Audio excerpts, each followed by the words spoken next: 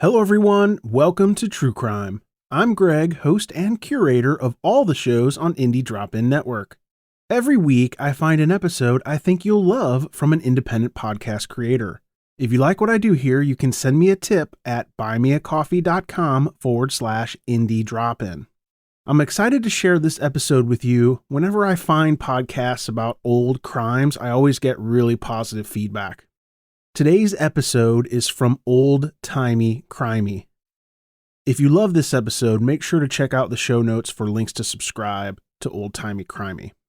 Old Timey Crimey covers historical true crime from the 1950s and before, because crime is better in black and white. Enjoy the show. Begin.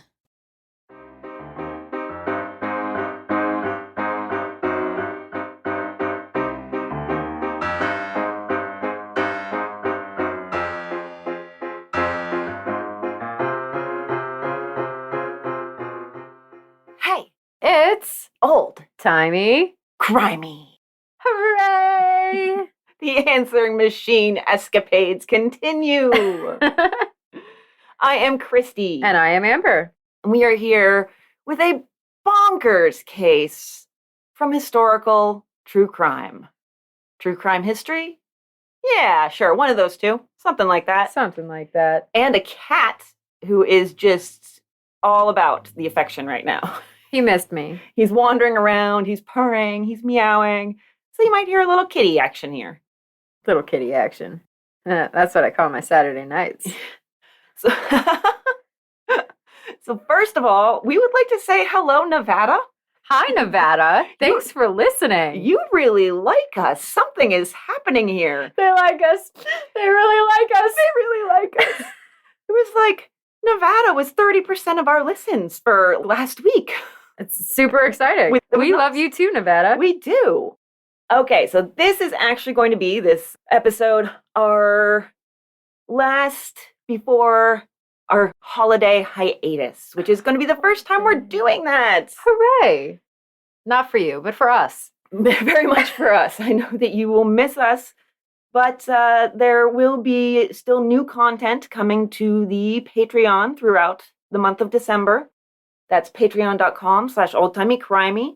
So for $5, you can come over there and you can get some bonus episodes every week and then our monthly extra as well, in addition to access to the entire back catalog with over 100 bonus episodes. So if you're looking for some more content as more and more podcasts take their holiday hiatuses, there you go. We got you covered. Over on Patreon. That's right. We'll still have some content coming every Friday on the main feed here. I'm still not sure exactly what I'm going to put up. It's not going to be the normal episodes. I'll say that. It might be one of our older bonus episodes. It might be an episode of Detectives by the Decade that I have sitting on my hard drive and just need to edit. Something like that.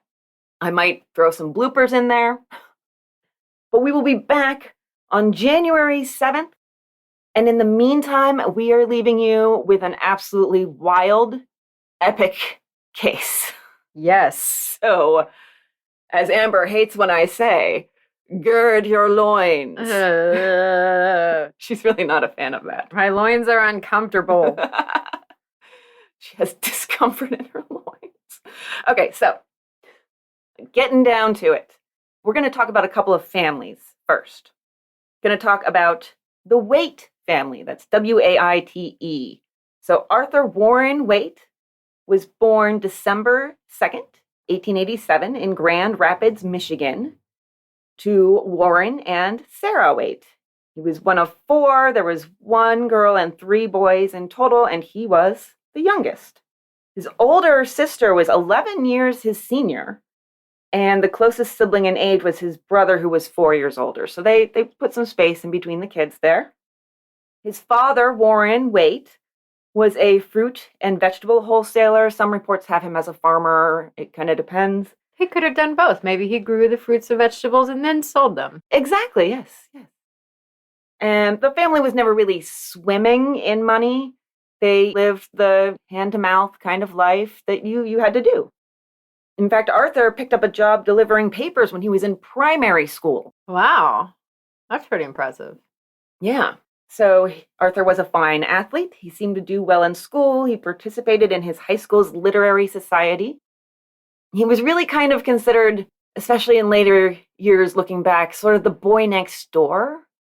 He was handsome. He was charming. I actually kind of think he has sort of like a young Bryan Cranston look. Kind of, yeah. It's like something in the mouth and around the eyes, maybe mixed with a young Russell Crowe, I would say. If a young Russell Crowe and a young Bryan Cranston got together and brought beautiful life into this world, it would be this boy, and then things would go badly. I'm going to end up with some weird wet dreams tonight. You are.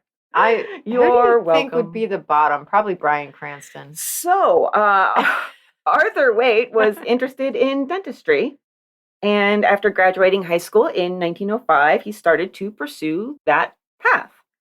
He took a dentistry course at the University of Michigan, then got a scholarship and hopped overseas and did a dental surgery course at the University of Glasgow. And that was supposed to take 2 years, but somehow he managed to finish it up in just 3 months. Are we going to talk about that? Sure, let's talk about that. Although he was very, very smart, as most smart people do, they tend to get very distracted or lazy sometimes.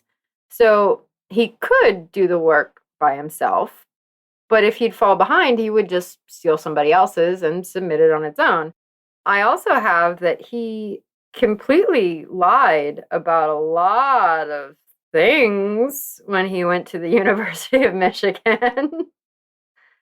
He was caught stealing or plagiarizing many times, but somehow was still able to graduate, which is really kind of suspect. And I did find a blurb basically saying that he had taken his records and doctored them to make it seem as though he completed things that he did not complete. Wow. He's a sneaky bastard is what he is. So he's smart. He's the youngest of the family, and as most youngest of the family, attention seeking. And I can even speak to myself as being both very smart and the youngest. I, in school, didn't even try because it was so dreadfully boring to me that I would just do whatever the hell I wanted and show up for the tests. And I feel like that's kind of what he was doing. Is like, I'm too smart for this. I'm not doing the work. But then it's like, well, you have to show work. Be like, oh, here, this is, I dropped it. Yeah, here's my work. I totally forgot that I had my work until I stole it from that person. Yeah, let me just erase that name on top. There you go. There you go. So he kind of was successful, but not in any sort of ethical manner. And success tends to get rewarded, which is what happened. He got a bonus of $500 for finishing up so quickly. Mm-hmm. And a position as a dentist with a British company that had an outfit in Durban, South Africa. It's a coastal city, the third most populous in South Africa. And there are some reports that also said the company did work for a mining company. Yeah, I don't know how they were linked because I couldn't figure that out myself. But it was an American firm to practice dentistry, but they were also known for mining. So I don't know if that was like maybe for the miners, how they used to do like whole cities where like they would have the grocery store and the doctor and the dentist and everything. Yeah, company town. Yeah, and that was kind of my thought too. It was like a company town and he was the town dentist. Yeah. His employment was terminated. Oh. Because the money he made was embezzled. The company, Wellman and Bridgman, discovered large quantities of money and they suspected him of embezzlement. I guess they couldn't find enough proof to bring any charges, but they did terminate his employment. But he embezzled quite possibly over $7,000. There was a report that he had brought $7,000 with him when he came back to visit at one point. Yeah. So that probably is the number. Yeah, and that was probably money that he embezzled. Yeah, but they couldn't find enough. So he must have been smart enough that he didn't leave much of a trail behind. But the company was still like, there's something fucked up going on, and we're pretty sure you're behind it, dude. All that money you're making, we're not paying you that money. Yeah. This is not two-house kind of money. Yeah, right. And then he came back and set up a practice in New York City, or so he said. So That is where Arthur Warren Waite is. Let's talk about the Peck family. Clara Louise Peck was born in 1887. She was also the youngest of the family. She had 2 older siblings who survived and a sister who died at age 15 when Clara was 9. Heart trouble was listed as the cause of death. Her parents were John and Hannah Peck. So John and his brother Thomas spent their younger years together helping out at the family drugstore.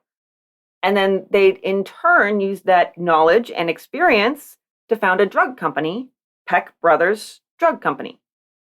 Then they sold that, and they made bank. Millions of dollars. Pharmaceuticals. Yeah, right? Big Pharma. It starts right there. The papers actually literally called him a drug dealer. That's amazing. Yeah.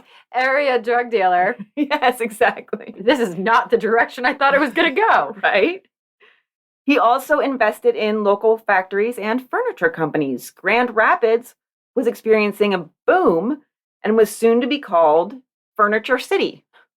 So big furniture city there. Big pharma, big furniture. Yeah, right. You can take your pills and sit on your couch. Well, yeah, you would almost need to, certainly. Probably, yes. Might need to lay down even. Unless those pills have Coke in them, and then you don't really need to lay down. But you could clean the room that they're in. Yeah, there you go. Or move it. Move all the couches. Move all the couches. Let's move all the couches. I have to move all the couches. Let's move them. Oh my God. I want to make like a playhouse like that where it's just furniture everywhere and you take a bunch of Coke and then you go organize. That is the most OCD fantasy I've ever heard. That is absolutely. Does this living room spark joy? Yes. Get Marie Kondo in there. Give her some Coke. Yes. How is this not on Netflix already? Right? I think we've just come up with a good show idea. There you go. Give Marie Kondo Coke and set her loose in your house. Yes. Does this spark joy? Does this spark joy? Does this spark joy? So by 1911, in Grand Rapids, there were 47 furniture factories. Jesus Christ. Employing 8,500 workers. This is basically, if you had furniture that wasn't made by the Amish up the road in these years, it was probably from Grand Rapids.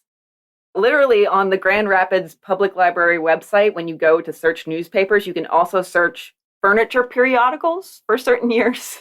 Wow. So go look in the furniture journals for furniture articles. Wow. Yeah. I found that very interesting. Learn something new every day. Right? Also, John Peck worked as a president of the National City Bank and director of some other banks. I mean, this was a man who had his hand in every pot he could. And by 1915, he was worth 7 figures. In 1915 money. That's pretty crazy rich. Yes, it really is. And Clara, she lived the high life. She grew up hobnobbing with other heiresses. I know how to say that word. Harrises. I was like, who are the Harrises? The Harris. Is that like the old timey keeping up with the Jones? Yeah. The Harrises. Keeping up with the Harrises. The Harrises who commit heresy through hearsay. She went to Chevy Chase College in Washington, D.C., which provided, quote, private education for girls and young women, end quote, a.k.a. a finishing school, essentially. The only school that women were allowed to attend. It would have been brand new, actually, when she attended. It opened its doors in 1903, and she was 16 that year. So this was probably a brand new opportunity. Then she went to, so one of my sources is Tobin Book, and he has a book that I'm not going to give the title of until we give the sources at the end because it's spoilery. Spoiler alert. Yes, exactly. So he says she went to Columbia University in New York, but Columbia actually didn't go co-ed until 1987. Wow. Because they had Barnard as a school for women. Columbia, essentially, from what I can tell, opened up Barnard as a school, kind of companion school to Columbia, but for women. And so they were like, well, we don't need to go co-ed because they can all just go to Barnard. She probably went there. So 1906, when One source said that he was 19 and she was 16. And I'm like, they were born a month apart. Did he just like age faster or something? Could be. So they had both just finished school for the summer, and there was a dance. And they waltzed together that fateful night, but nothing happened immediately. It was just kind of like, oh, that was nice. That was a good time. Seemed like a nice guy, and we had a nice dance. They would see each other out and about after that, and she liked his good looks, his charisma, his ambition. He ended up over in South Africa, as we said, and they started corresponding there. He initiated the correspondence, but she was receptive to it. It was intermittent, but they stayed in touch somewhat. And then 1914 comes around, and he had, had his own supposedly dental practice in New York City, and she hears he's back. But all the sources said he was in New York City in 1914. He may have been in New York City in 1913. And that seems like a quibble, but I'm going to tell you what I found that makes me wonder about that. There's an article in the Times-Union out of Brooklyn, June 1913, about a public speaking social group's minstrel show. So this was a entertainment event in which they put on blackface. So it's not pretty. And there's even a cartoon of him and several other men, or at least an Arthur Waite and several other men, young men in blackface.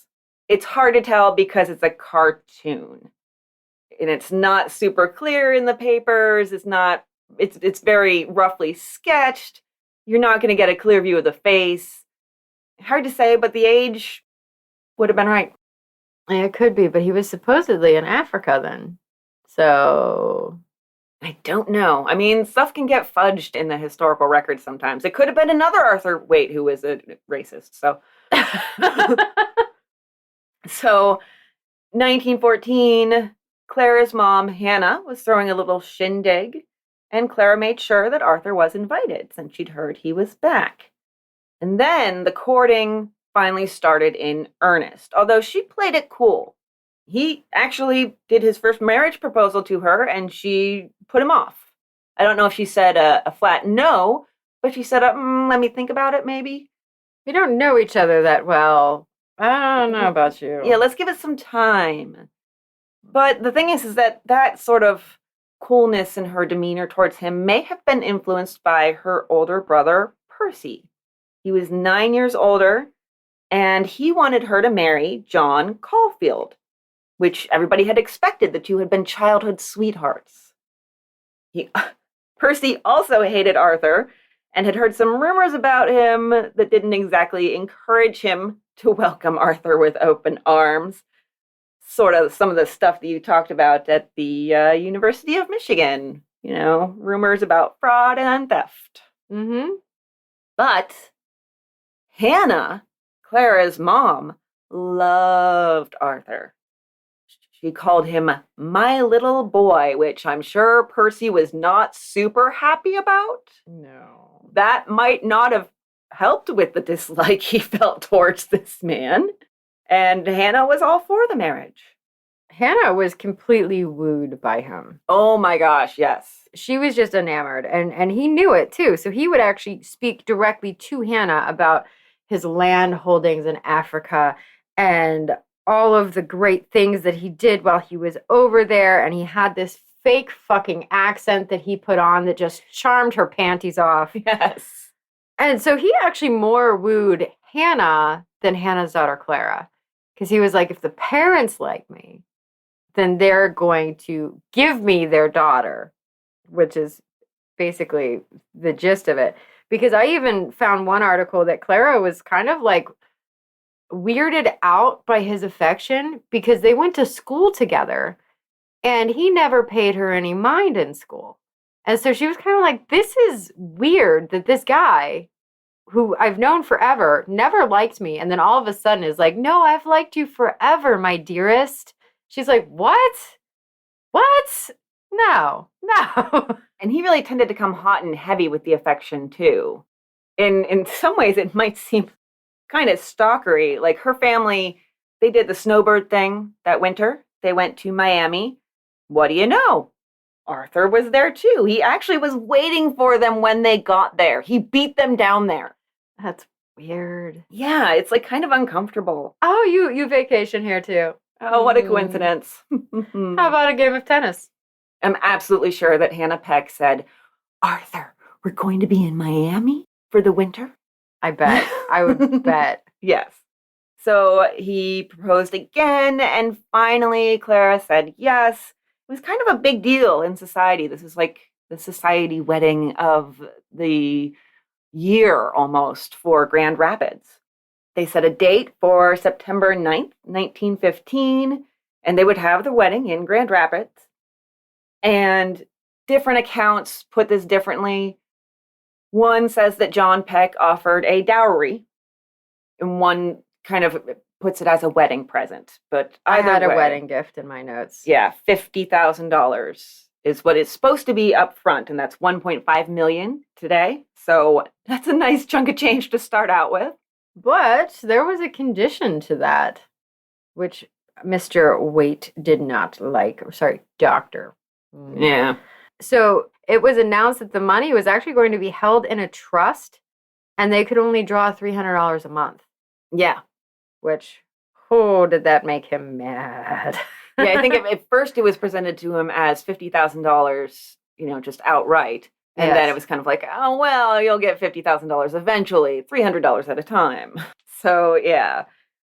And it did seem like once he had Clara locked down, he caught a little case of the wandering eye.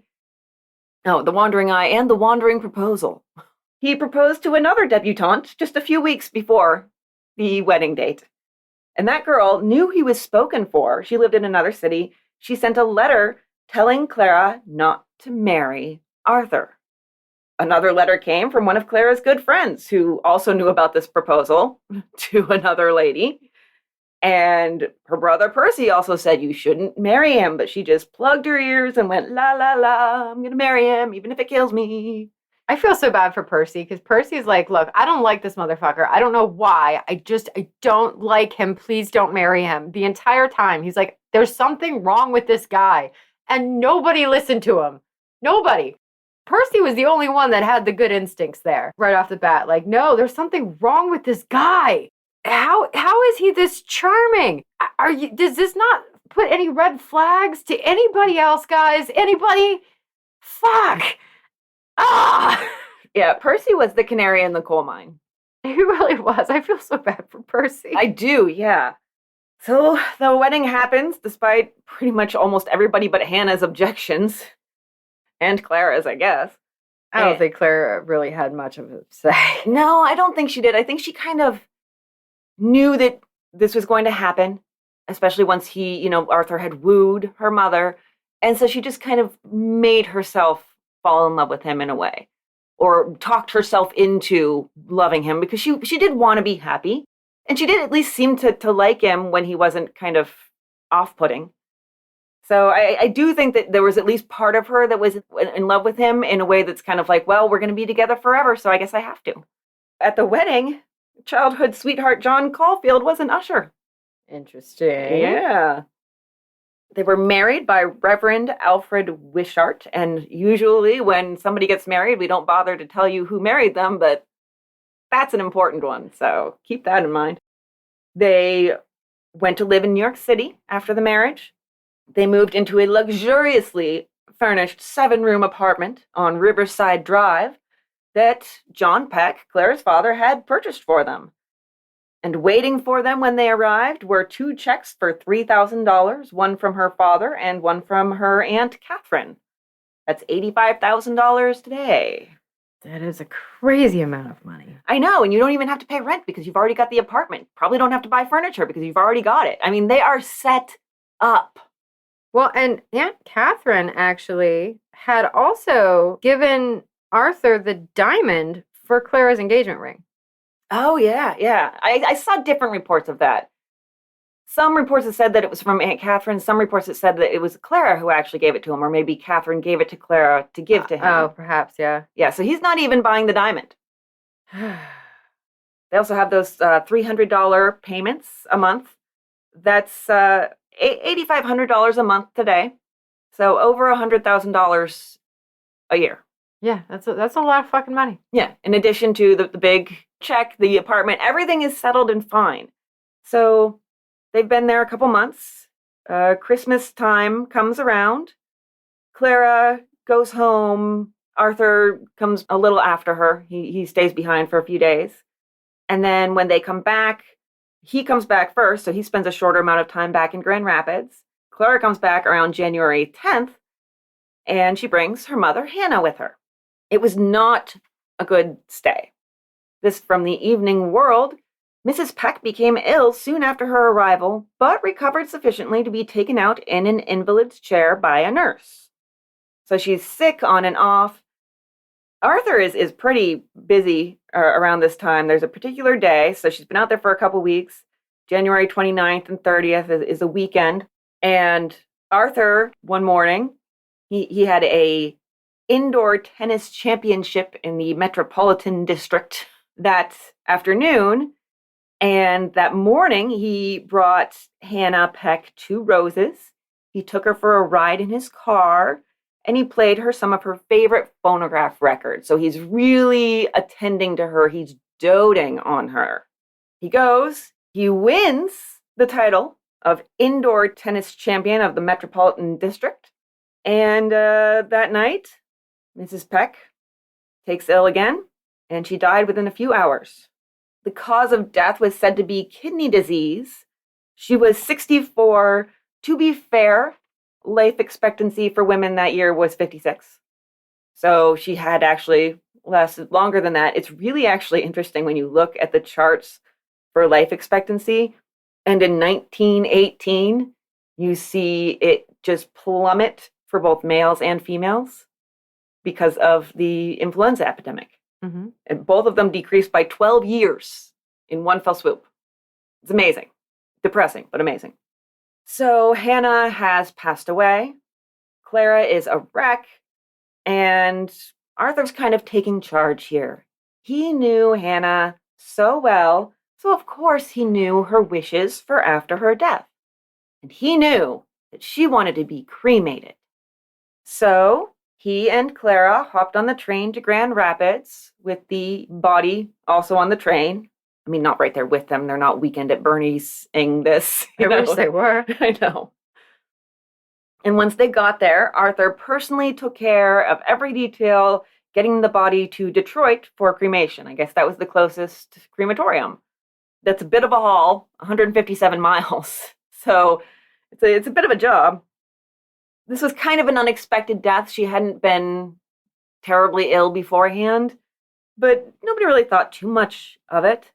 They held the funeral, and afterwards, it turned out the Grand Rapids undertaker was a friend of the Peck family. So he was at the funeral, and afterwards, he wished Arthur a more pleasant return journey than his trip to Grand Rapids had been, because they were coming with the body and all of that. You know, I hope that you have a more pleasant journey on your way back. And Arthur said, "Oh, that's all right. There'll be another one in the next 3 months." When asked to elaborate, he said, "Well, you know, John Peck's not doing so well either. I think Clara's probably going to lose both of her parents in a short period of time. It's just a gut feeling. And don't ask Percy about this, but I think you should listen to gut feelings." So, yeah. John Peck is now a widower, and he comes out to stay with his daughter soon after the death of Hannah. And there's some reports that the three of them were planning a trip together, possibly to Hot Springs, which I think is in Arkansas. I think it was kind of a destination at the time. Clara said that her father was, quote, in very good health when he arrived, but just a little while after he got to the apartment in New York where he was staying with them, he started having fainting spells. There was one line somewhere that I could not find any other details about, so I'm not sure if it's true, but one line somewhere mentioned Arthur Waite performing some sort of dental procedure on John Peck. I don't know what that's about because, as we're going to get into eventually, he didn't have a place to do that. Maybe he just did it at home if he did, but since I only saw it in one place, I don't have any other corroborating evidence. I'm just going to say it probably was just a throwaway line or, yeah. Well, he was incorrect. treating him with the throat spray. Yes, there was a throat spray in there. He had given a throat spray actually to both of them, to John Peck as well as to Clara, and said, you need to mist your throat with this several times a day. And it seemed like after John ate some ice cream, that's when the illness really started. And then he had some eggnog, and that made it far, far worse. We do see eggnog a lot in poisoning cases, I've noticed. They've got Marie. Because it already tastes so fucking bad. Oh, you're going to upset all the Team Eggnog people out there. Marie Lafarge in episode 88, and then Mary Frances Creighton. I mean, there's like 200 years or something separating those two cases. It seems like the thing with eggnog is people for that time period still thought that it could help you health-wise, and it was said to be a good option for treating influenza. So if you were ill from being poisoned, somebody could give you some eggnog, and oh, look, it's poisoned too. So that's kind of how it became a common vessel for poisoning during that time period. Now, John Peck's symptoms included stomach pain, vomiting, and nausea. Not once, but twice. Arthur and Clara's maid, Dora Hillier, saw Arthur adding something to the broth he was about to give John Peck. And he convinced her he was just putting a little medicine in it. John is such a difficult patient. He won't take his medicine, so I have to put it in the broth. Here, have a little taste, Dora. And she took a taste, I guess, and she said it seemed fine. But John Peck said he didn't like the taste. And Arthur said, oh, well, our cook is terrible. Well, we need to get a new cook. Clara was very worried about her father, especially having just lost her mother so quickly, too. So she contacted a doctor, and he attended John for a few days. John's biggest complaint seemed to be just the severe nausea. He couldn't put anything in his mouth. He couldn't keep anything down. He died on March 12th. The cause of death was listed as heart disease, and nephritis. I like heart these nuts. I heart these nuts. Once again, just over the course of like 2 months, they're traveling back to Grand Rapids with a body in the, baggage cars. And Arthur once again says, well, John really wanted to be cremated. But they get to the station, and who's waiting for them but Percy? He had brought along an undertaker. So he's ready. Because he'd gotten a heads up from a family friend who had started to have some questions about why in-laws were just dropping dead in Arthur's presence. Mm-hmm.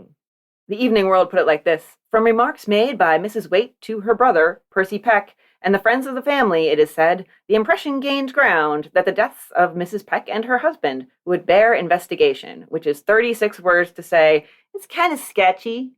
This friend had sent Percy a telegram. Suspicions aroused. Demand autopsy. Examine body. Do not reveal telegram. The papers say it was signed just E, but Tobin T. Book has the writer signing it K. Adams. I saw a lot of K. Adams. Yeah, a lot of K. Adams. So, and then later papers would also include the K. Adams thing too. So I think it was the K. Adams, and that's specifically referencing Catherine J. Adams, who died in the Molyneux Cornish murder case, which we covered in episode 104. So it's just all over the place here with former episodes. I guess after 140 some, you get that way. Because they were able to cut Arthur off at the pass, they took the body into their possession before it could be cremated. Winning! Mm-hmm. And Percy Peck is on the case. He actually recruits Reverend Wishart, this very reverend who married Arthur and Clara, and the doctor who would do the autopsy and sends them off to New York to do their own investigation and talk to undertakers who did the embalming. Those undertakers insist there was no arsenic in the fluid. It was actually an old family recipe. Yeah. And it was actually illegal at the time to use arsenic in embalming fluid. Not everybody stuck to that necessarily, but it was not really supposed to be done.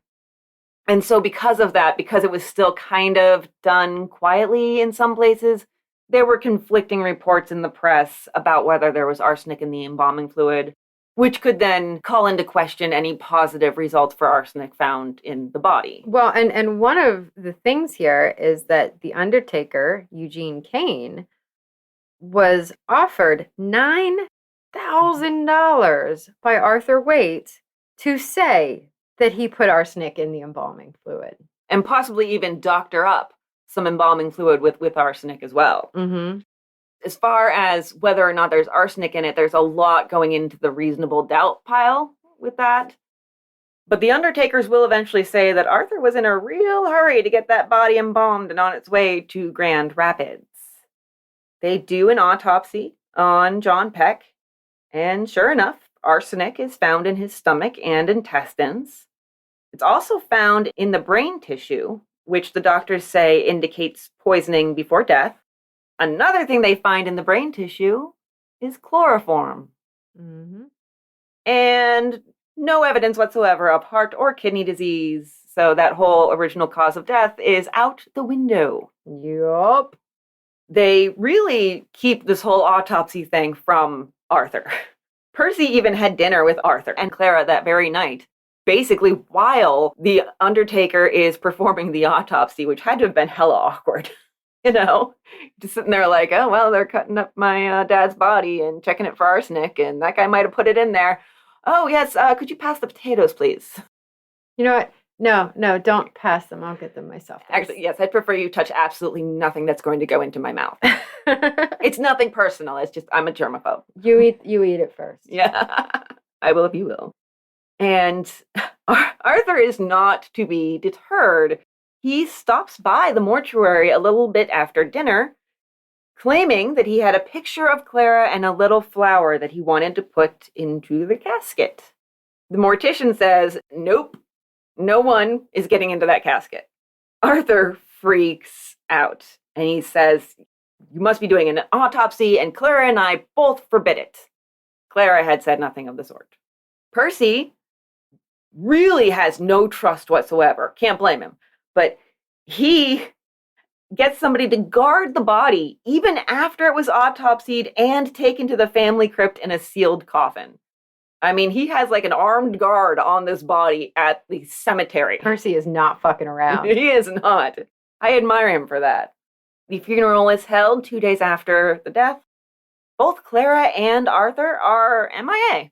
She's having an emotional breakdown, and he's like, well, I can't just leave my wife in this state, so he stays with her. Then comes the reading of the will, which miraculously they recover for. I'm sure he encouraged her to go. And so John Peck's estate of over $1 million, which is $28 million today, was to be split evenly between Clara and Percy. And Arthur is just all over all of this. I mean, he is just hopping from one person to another, doing this whole act of, I'm so concerned about this person, I'm so concerned about that person. Once he's out of Clara's hearing, he tells Percy, oh, Clara's not doing really well, and I don't think she's going to make it much longer, to be honest. And I mean, trust me, I'm an expert with how soon people are going to die. Mm-hmm. Then he tells Percy he's also worried about Aunt Catherine.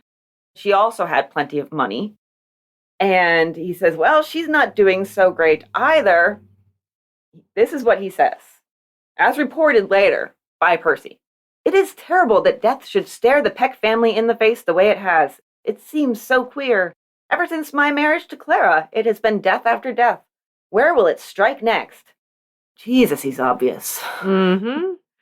After that, he moves on to chat with Percy's wife, Ella, about his concerns for Percy's health. I mean, my God. He thinks that Percy is showing the same symptoms that John had been showing before his death, And he thinks maybe Percy's got 6 months left. I bet he did. Absolutely. So next up, he moves on to Clara. He's got some work to do here. He says that they need to arrange their wills so that they leave everything to each other. This has just been such an eye-opening experience, and we really need to take care of our future. And he pushes her to write hers that very night. I mean, she writes it on hotel stationery, for God's sakes. And she shows it to him, and he reads it, and he just red pens it. He's like, no, 40,000 to charity? Excuse me? That's way too much. And so he hands it back to her, and he thinks it needs to be about half. Cut that in half, 20,000, which 40,000 is less than 10% of a sizable estate. Yeah, but the difference here is Clara is a good person. Arthur is not. Yes, that is definitely the difference. Yeah. Note that he said, we need to write our wills. Meanwhile, he's not writing his will, he's just dictating hers. So Arthur is ready to head back to New York, but Percy manages to stall and keep Clara in Grand Rapids. He says, oh, we have all this stuff we have to do for the inheritance. A there's bunch of family stuff. It's just family stuff. There's red tape. There's things we have to sign. It's going to be so boring. You should go back. This is essentially, he's trying to keep Clara from being around Arthur because he's concerned for very good reason. The papers actually are reporting that she's suffering from hysterics and is terribly ill. We have lady parts. We go into hysterics. It's just what we do. That's just what we do. Certainly not the extreme grief of losing 2 of your parents in the space of 2 months. Yeah, that would not be what it was. No. Probably just a period. Yeah. There was something wrong with her uterus that week. Well, she did ride a train. Oh, that's right. Yes, she rode a train. Her uterus must be all out of whack from the speed. We all know that trains can make your uterus just fly out of your body with those high speeds. You can't go more than 20 miles an hour without that uterus just acting up. Silly uterus. Jumping out. So there's a little bit of an investigation going on here. Kind of behind the scenes. Percy's trying to keep this quiet. Percy enlists the help of a well-known private investigator, Raymond Schindler, who agrees to look into the case, even though he's not really convinced. He's not as dead set as Percy is that Arthur murdered the in-laws yet. He'll be convinced pretty quickly. He'll get there. So Schindler is off to New York City, and the first thing he does is he goes looking for Arthur's employer or his practice. And he finds zip. Diddly squat. There's no hospital that he practiced dental surgery at. There's no actual New York dentistry license. Nothing. So that's kind of like, raising some questions, a couple of red flags popping up. What he did find, as he asked around, lots of people knew Arthur. He had a reputation as sort of a gadabout. He was a social butterfly, and he was an ardent admirer of showgirls. Schindler is pretty good at his job. He manages to actually get the super at Arthur and Clara's apartment to let him and a few others in to investigate, which that wouldn't really fly today. Nope, that's so illegal. It's super illegal, but, it's stuff like that you could get by with it back then. The Fourth Amendment, I think, was maybe more of a guideline than a rule. They find a couple items of interest, extreme interest, indicating that Arthur had some interesting hobbies: pharmacology, deadly diseases. First of all, I have a pro tip for everybody out there. I don't encourage you to poison anybody with arsenic. I'm not behind it. I don't support it. But if you're going to, maybe don't bookmark arsenic in your pharmacology book. Just a little life pro tip from me to you. And I can only imagine what Raymond Schindler and the men he had brought with him thought when they found glass slides that apparently were typhoid specimens. So Arthur was doing private studies at Cornell Medical School, even though he was never formally enrolled. So he had basically said, look, I have this postgraduate degree from Glasgow, and I'm just really interested. Can I study here? And Cornell's like, yeah, you seem like you're on the up and up. You can study here. So while he's there, he started doing research on some of the deadliest germs that he could find: typhoid, cholera, diphtheria, tuberculosis, anthrax, and pretty much anything that he could get his hands on. And I actually saw one article that said that he had spoken to somebody at Cornell that they did not have more deadly bacteria because that was simply not deadly enough. And he really wanted to study deadly bacteria so that he could prevent anything from happening in the future, of course. He's like, I know you got the really good stuff in the back there. Can I get some of that? That was basically what he was doing. He was like, I have all this bacteria. You got what else you got? I need the strong stuff. Yeah, like pretty much. And speaking of strong stuff, they find another pharmacological substance hidden behind a wedding picture of all things. Some cocaine. Yeah, well, everybody needs cocaine. Yes. Well, they're not sure if it's part of his MO of drugging his wife's family or if it's personal use, shall we say. I feel like that one's personal. I feel like that one is personal, or it could be both. There's nothing that stops it from being both. Little for you, little for me. Of course, the little for you is going to kill you, so with all the other shit I'm giving you. Then they bug his phone. I looked into it real quick, and the Supreme Court didn't issue a ruling requiring warrants until 1967 in order to bug phones. So they were pretty much free and clear. Arthur gets into town a little bit after the PI, and they start tailing him. They discover he's had a place at the Plaza from February 21st to just the previous week, close to a month, but he's registered under a false name with a wife, Dr. and Mrs. A.W. Walters. So he didn't even stray too far from his actual name. No, you got to remember what it is. Yeah. And you also want to make it kind of common. Mrs. Walters is actually Margaret Horton. I said that with too much emphasis on the whore. I feel like it wasn't on purpose. It wasn't intentional. I was like, I don't want to say Horton. So I was like, well, you enunciate. Know what? You're not far off, though. Really? Because this whole thing was just bizarre. It was very strange, yes. She was a cabaret singer who was also married. Her husband was an engineer, but it seemed like he was supportive of whatever was going on with Arthur and Margaret. He called her a dove among crows and said he absolutely trusted her with any man in the city. Absolutely. He is so trusting, and I want to hug him and pat him on the head and slap him across the face. All of the above, yes. And then give him a cup of tea. So basically the story goes is Margaret is studying languages at the Berlitz School when she met Arthur, who was there studying French. So Arthur had all this free time not working like he said he was doing and was just going to schools to learn things, I guess. Sure, whatever. So he's learning French, and apparently a teacher suggested that the two of them team up to learn French together. So they do. That's why they got this apartment to practice French. And also, I did read one thing that said that he apparently decided to tell her that he was an accomplished pianist so that they could also perhaps practice music together since she's a singer. Oh, well then, yes. Yes. Well, it was continuously called and with scare quotes around it in the newspapers, their language studio, and she was called his studio companion. And I do bet that there were some real cunning linguistics going on in that hotel suite. My show notes. Dr. Dingus, the cunning linguist.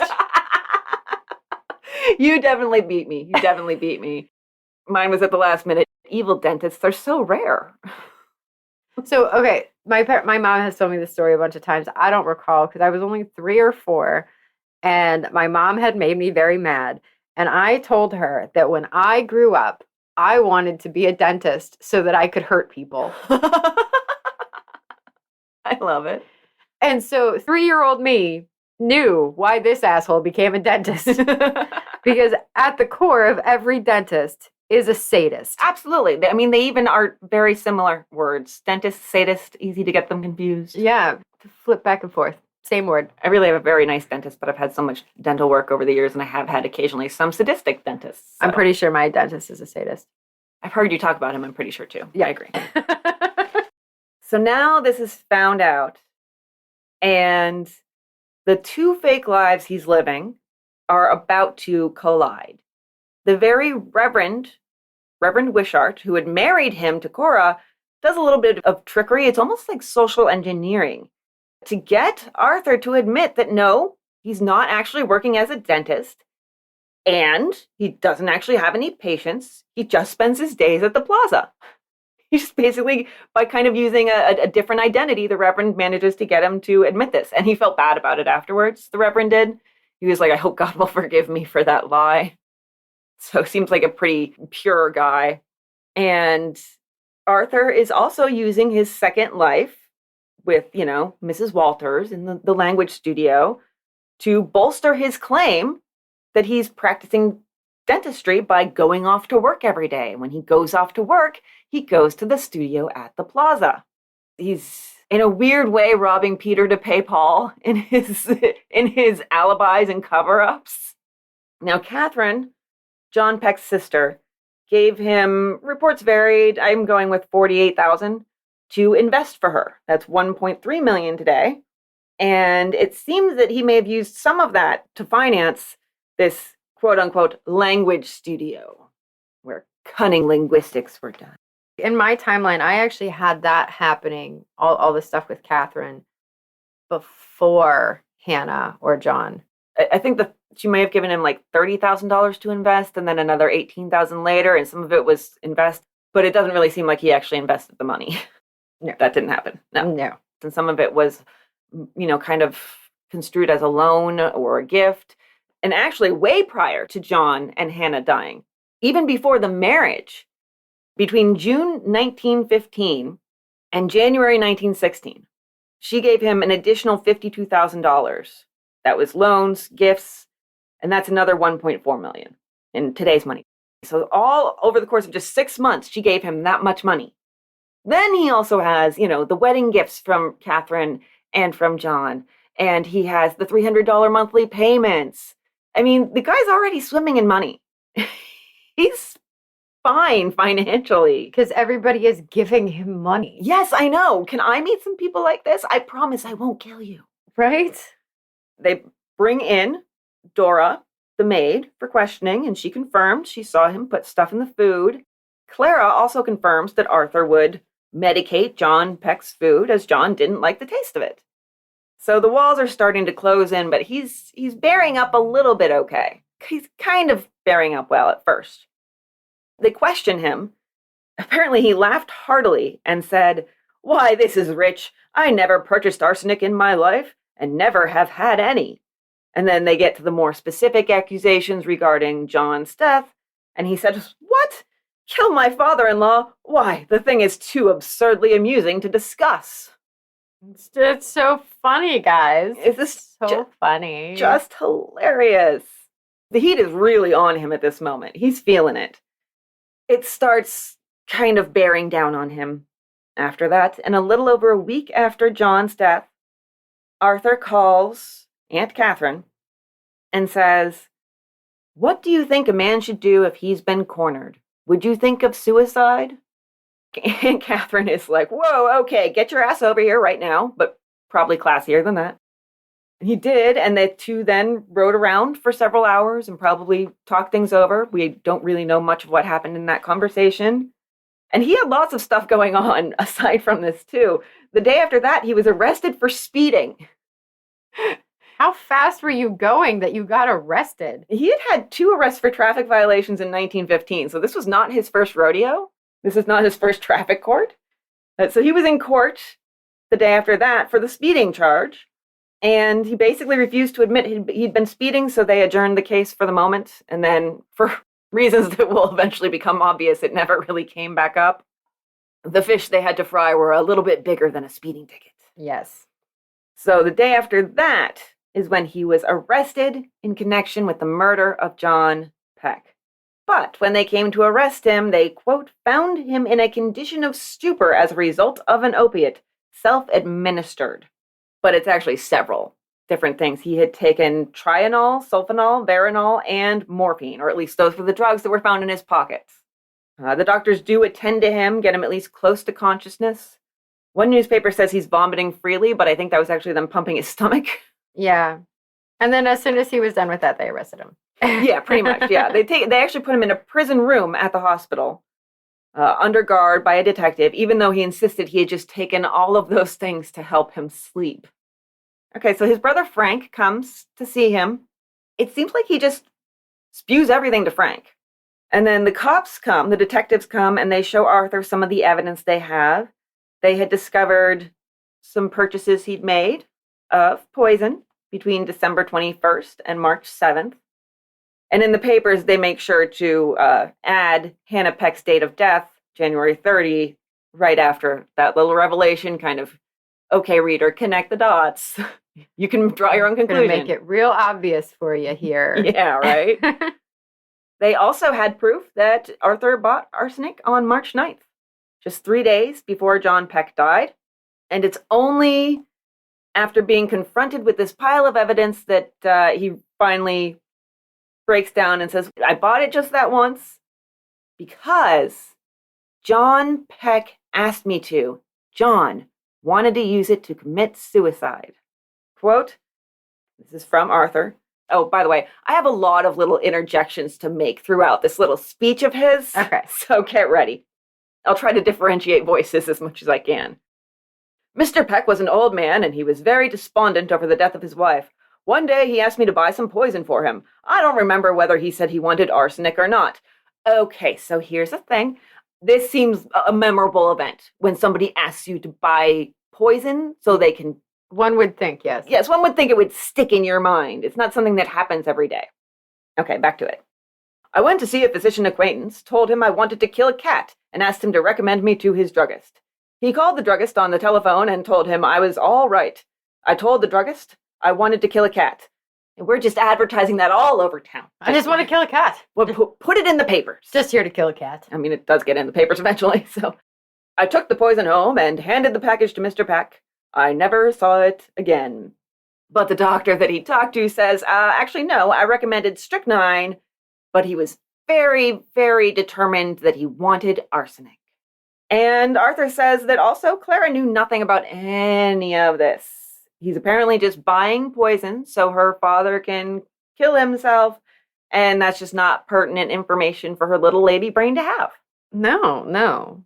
But he says in his interrogation that his only regret is how it will hurt his wife very deeply. Quote, nobody knows anything about the subject except myself, and I can't prove what I say. He's basically saying that since Clara didn't know about the supposed suicide plot, he can't prove anything, and maybe she might even believe he's a murderer. Oh, poor guy, he's getting railroaded. Mm-hmm. And his own wife might not trust him enough, right? This whole story of John requesting the arsenic, it takes quite a hit to its credibility when it comes out that Arthur had asked someone to give the maid, Dora, $1,000 in exchange for a little backup on his story about John asking for the arsenic. That someone was private investigator Raymond Schindler. Oh my God. I know. He, of course, did not know that this was a private investigator. Raymond Schindler is just doing his job. Hey, man, you look like you're cool. So I'm going to give you this money. I need you to go give it to the maid and tell the maid that this is the story and we're sticking to it. Literal quote from Schindler, quoting Arthur. If she will say in court that she heard Mr. Peck ask me to buy the arsenic and that she saw me give him the package unopened, I will give her a check for $1,000. Also a check for a bribe. So not even cash. Right? How bad are you at this game? You don't write checks for bribes. Let me just PayPal you that. I'm a Venmo. It's Venmo. My God. No, you don't want a goddamn paper trail, you motherfucker. I mean, you may as well just write, shh, back me up on this on the memo line. Or, yeah, I did it. Like, Yeah, right. My God, how obvious are you? It's so obvious. Bribes are cash only, folks. Cash only. Right? Just in case anyone wants to bribe me, I do accept cash. Yes, we accept cash. I don't want your absolutely. checks. Don't want them. Also, part of the detectives and district attorney's conversation with Arthur is the question of how much John Peck was worth. And he has no trouble coming up with the exact amount and some of the holdings. He's quite specific. So they have some information here, but within a few days, there's a new character in his confessions. The little man from Egypt. He says that a little man from Egypt acted as his alter ego, and that's who actually committed the crime. No, not just a little man, an ancient Egyptian or a reincarnation of an Egyptian pharaoh. Yeah, he says that the little Egyptian man knows Cleopatra, the voluptuous beauty of the period. Of course, he went straight for Cleopatra. Yes. I would like him to name any other Egyptian ruler.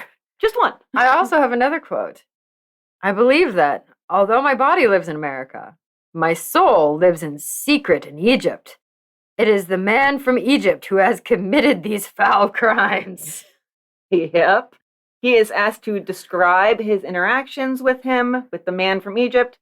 And he says, I never saw him. I have only heard him. But he has been with me always. He made me do evil. I felt his influence, and I struggled to shake him off. I did everything I could to get rid of him, but he stayed with me, always making me do what he wanted. I feel now that I can shake him off. Now that he has made me do this last act, I believe I can get rid of him. He seemed to leave me last night, and he hasn't returned today. But that wasn't even going to be his last act. Right, exactly. He I don't know if I'm jumping the gun here, but he actually admitted to intending to kill his wife to claim the other half of the Peck fortune and then spend it with Margaret in Paris where they could practice their French. Or possibly in Egypt. I saw one report that somebody had said, oh, he was going to go to Egypt with some woman. Well, yeah, he actually referred at one point to Margaret as his real soulmate because Clara was simply not his equal.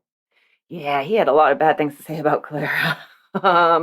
He was not very complimentary of her. But Margaret insisted that they were always platonic. Oh, yes, there's a lot of platonic in quotes in the newspaper accounts. Yeah, it's in quotes in my notes, too. yeah, right. It's in quotes in all of our heads and all of our lives. So, yeah, this little man from Egypt thing, one thing I have to say about this is cough. Racism, cough. It wasn't me. It was the brown man who lives in my head. Oh, well, of course it couldn't be you, white man. Like, of course it had to be somebody of a different color.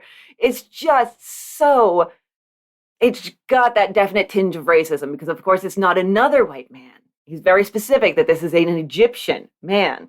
Well, and he also made a mistake during all of this as well. He wrote a letter to Margaret during all this, and I'll touch on that later. I don't want to give away any spoilers. Yeah, we'll definitely touch on that. So the newspapers are really committing to his bit, you should say. They're getting dramatic. Try as the dentist would for years to force the bad man to take the count, all efforts were in vain, until suddenly, on Monday night, after a mighty struggle as he lay on his cot in the prison ward of Bellevue, he finally chased the bad man from his soul forever. Consequently, no matter what his other personality may have done immediately before Mr. and Mrs. Peck were murdered, the dentist is now himself again and incapable of committing homicide. You can hear the sarcasm dripping. Drip, drip, drip, drip, drip. Yep. And one of the things the little bad man from Egypt made him do was, quote, inoculate Hannah and Clara with diphtheria and influenza in their food.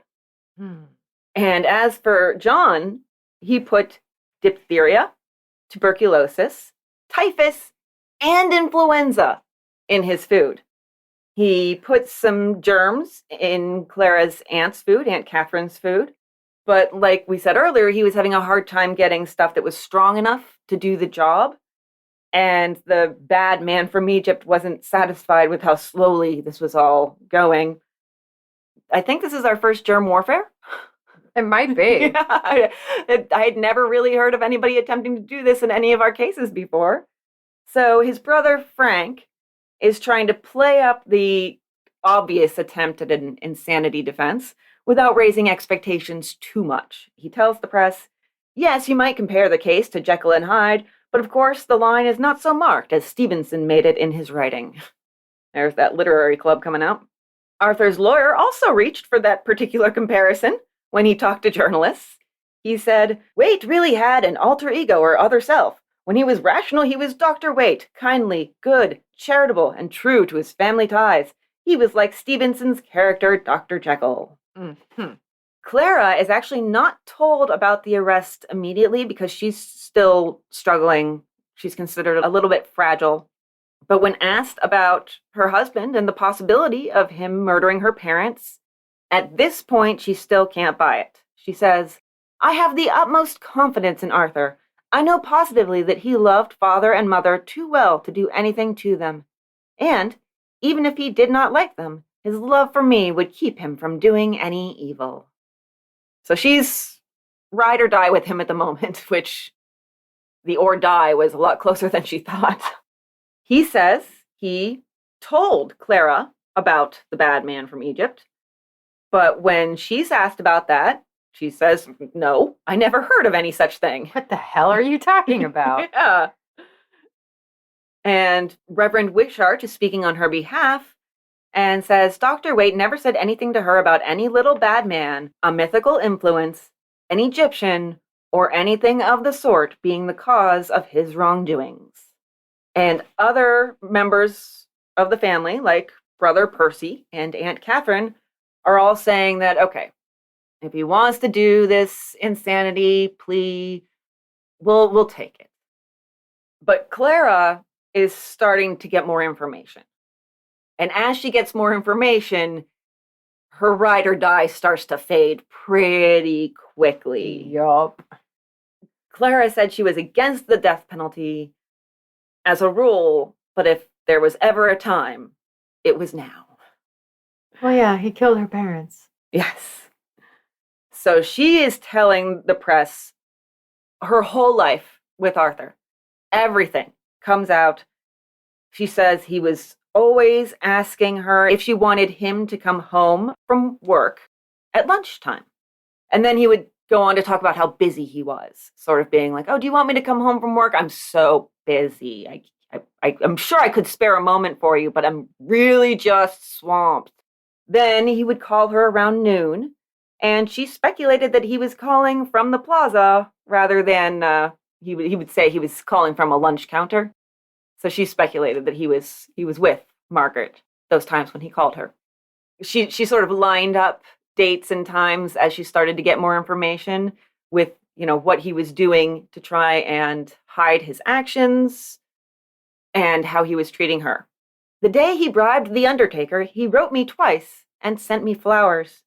He wired me that he had arrived safely when he came back after my father's funeral, just after he had called up Mrs. Horton at the plaza. She also said, people keep asking me how I feel. How would they feel if 6 months to the day after they had been married, their father had been poisoned by the man they loved? They tell me he laughs at the way he fooled me and calls it a good joke. How can I have any feeling for him? She drops out of, Team Arthur pretty quickly.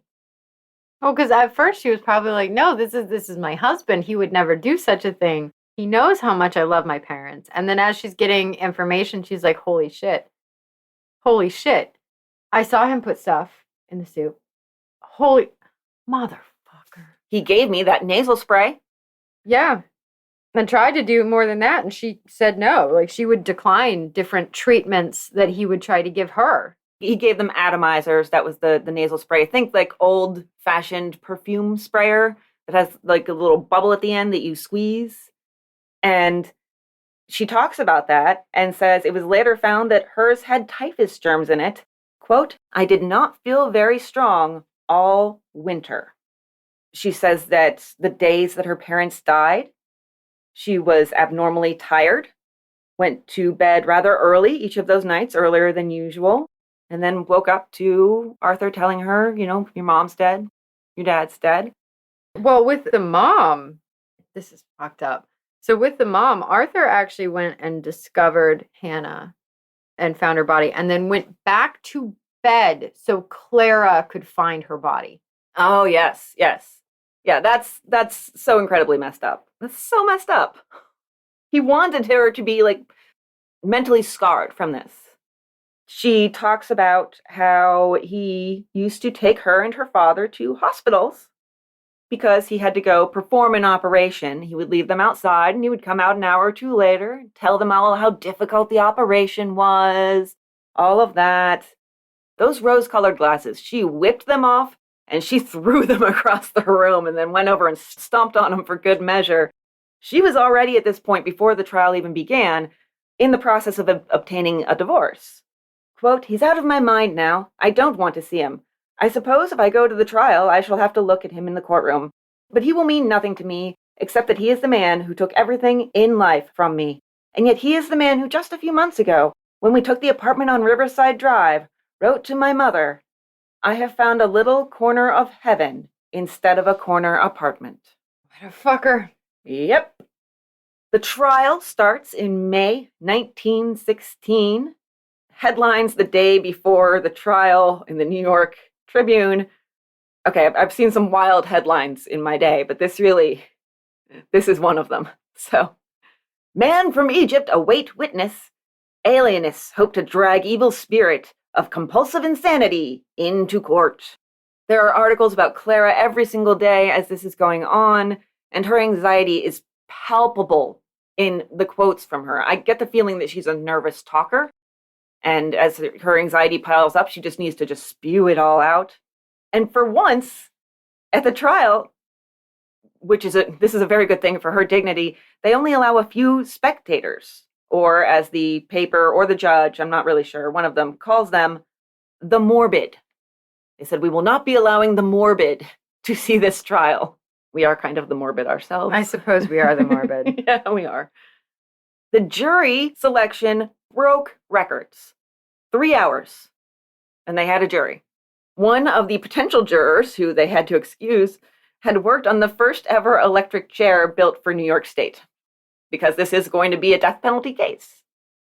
And he might really want to see it in use. Yeah, he might be. Well, I put so much work into that. So, and the New York Sun, after the jury is chosen, has our favorite feature: a list of the jury's names, occupations, address of their employer, marital status, and home address. And it's even offset in its own text box at the top of page 2, like the weather forecast or the lottery numbers.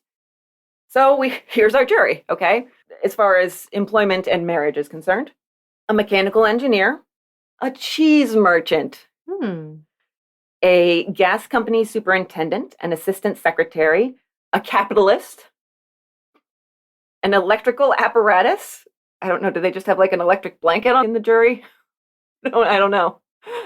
I'm not a person, I'm just an apparatus. I'm just an apparatus. A broker, an accountant, a manager, an electrical engineer, somebody who's in real estate, and a writer, Joseph H. Trant, who actually has a few IMDb credits. Oh. Some of his plays were turned into films. Lovely. As for marital status, 8 were married, and then 4 in that list were either listed as unmarried or no status was listed. I did have one report that said only 2 were unmarried. So those unlisted ones may have also been married. Of course, they're all men, as you know. Well, it's no place for the morbid. Yes, we are the morbid. Our morbid uteruses. And because they have the home addresses, I was able to figure out one of them lived in the apartment building right next to Arthur Waite's. Oh. Yeah, I was like, that address looks really familiar, and 1 digit off, or 2 digits off. So they were neighbors. Yeah, they were neighbors. I mean, it's New York City, so a big apartment building, you're not going to know even all your neighbors in there, much less all the neighbors next door, but I'm sure he's passed them on the street. Yep. All right.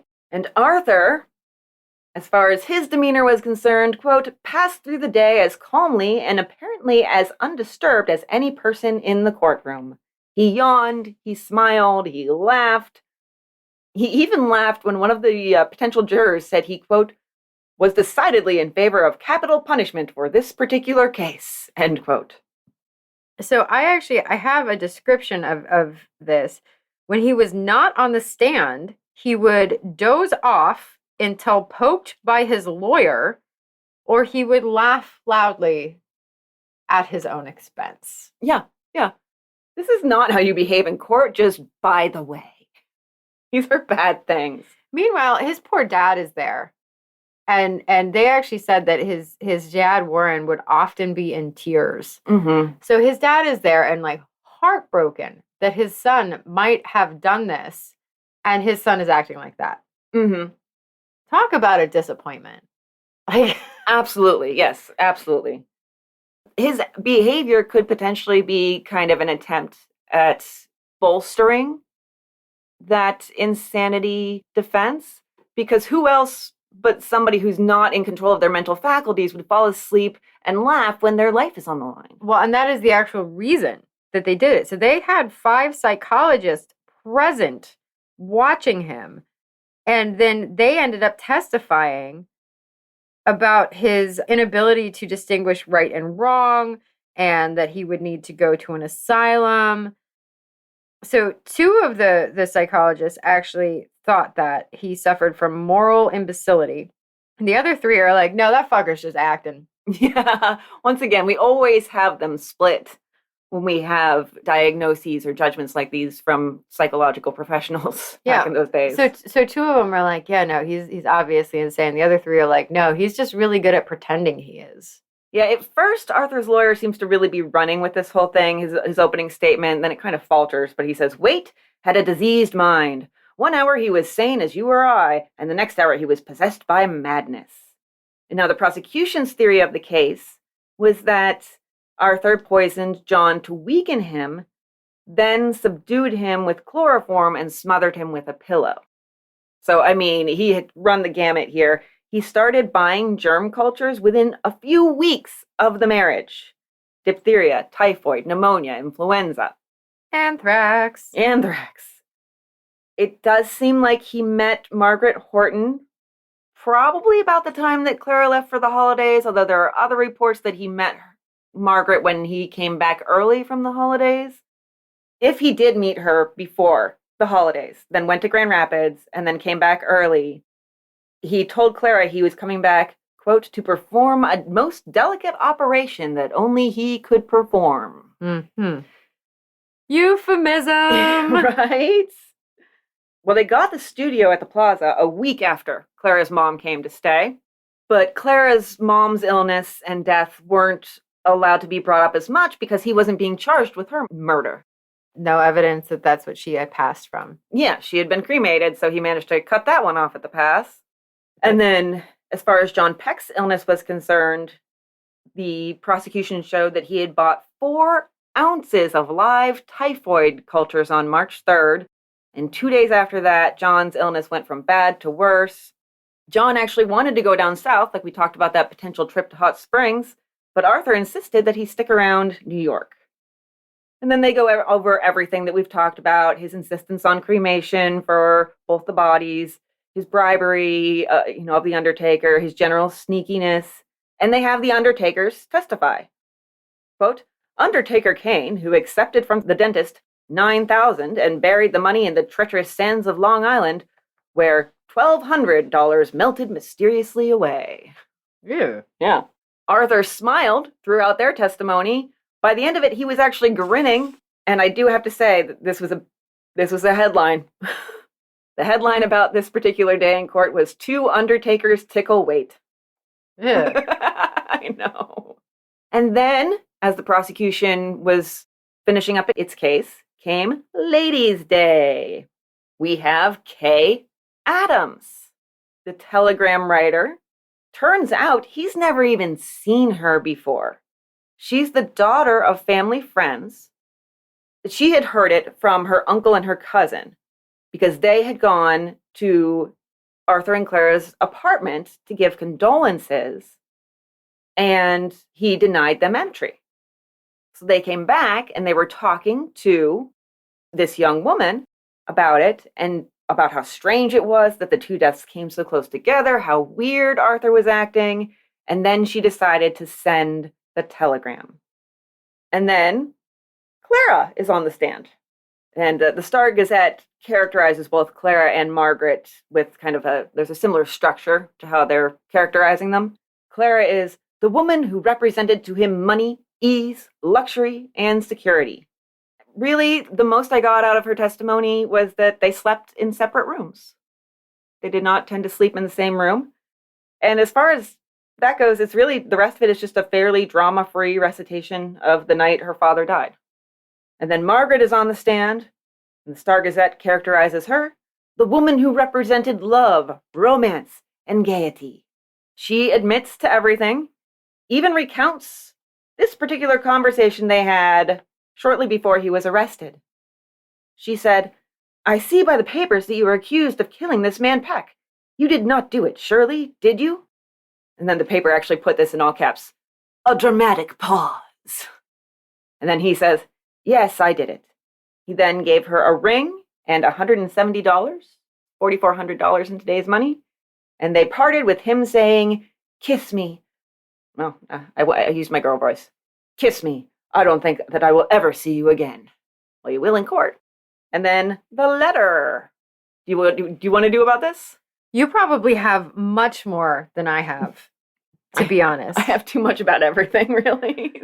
But the gist of it is Arthur sent Margaret a very damning letter, basically admitting that he was lying about the whole insanity thing so that he would only have to go to an institution for a couple years and then he could come out and join her again. Mm-hmm. So that was the gist of it. And the letter didn't exist, though, because she had destroyed it. Yeah, he and his lawyer had told her to burn it, but she was able to recount what it said, at least. And yeah, he said that he would treat them nicely and be good and that they would soon let him out. And then there was another letter where he's talking about his feelings for her. I never in my life met anyone who means so much to me as you do. It was worth all that I have gone through those 3 months we had together. He also talks about the man from Egypt in those letters and seems to find the whole thing quite funny. And then the Star Gazette recounts her testimony. And then, from this woman who had thus slammed the cell door in the face of the man to whom she had been companion in romance, came the following. I replied, saying that I'd wait for him for 4 or 40 years. So she basically recounts all this very, like you said, damning evidence from the letter about his attitude towards his insanity plea and everything. And then says, well, I told him I'd wait for him forever if I needed to. And her husband is present for all of this testimony. Her husband, who is like, I trust her implicitly, and she would never do anything like that. Yep. Strange relationship that I don't quite get, but I guess to each their own. Maybe he couldn't get it up, and this was like an agreed upon thing. Yeah. Under cross-examination, she does insist that it was platonic, but it also admits that she went to their language studio at the plaza nearly every day. Yeah, there was something going on there. They weren't just speaking French. Something with French was going on. Well, they would also read Romeo and Juliet. Oh, yeah, okay. Yeah. Mm-hmm. That's totally platonic. One note about other people who are present that I found interesting, because it seems that Margaret has some support in kind of high places.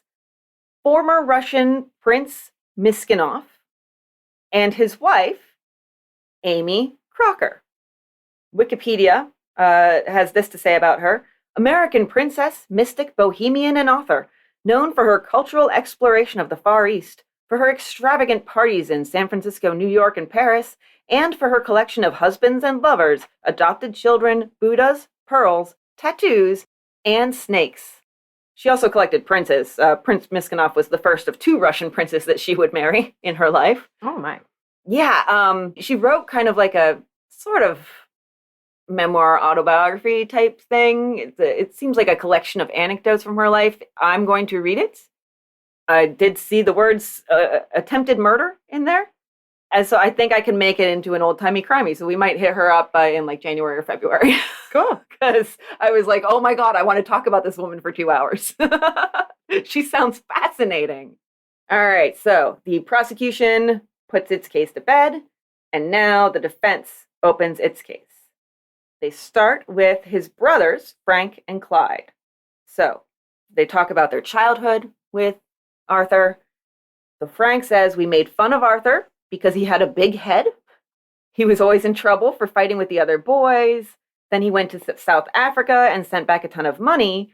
But when he came back to the US, I would visit him at his apartment. He'd just be totally drugged up. And even when he was a little lucid, he was still wacky. And that he would steal from boarders in their home and classmates at school and just lied. He lied like it was second nature. Every breath was a lie. Then his dad is on the stand. Arthur's dad talks about how his own father disappeared in 1871 and was never seen again. How one of his own aunts had died in an asylum. And says his sister-in-law had 2 children who had spent time in asylums. We also learn that Arthur was a 12-pound baby.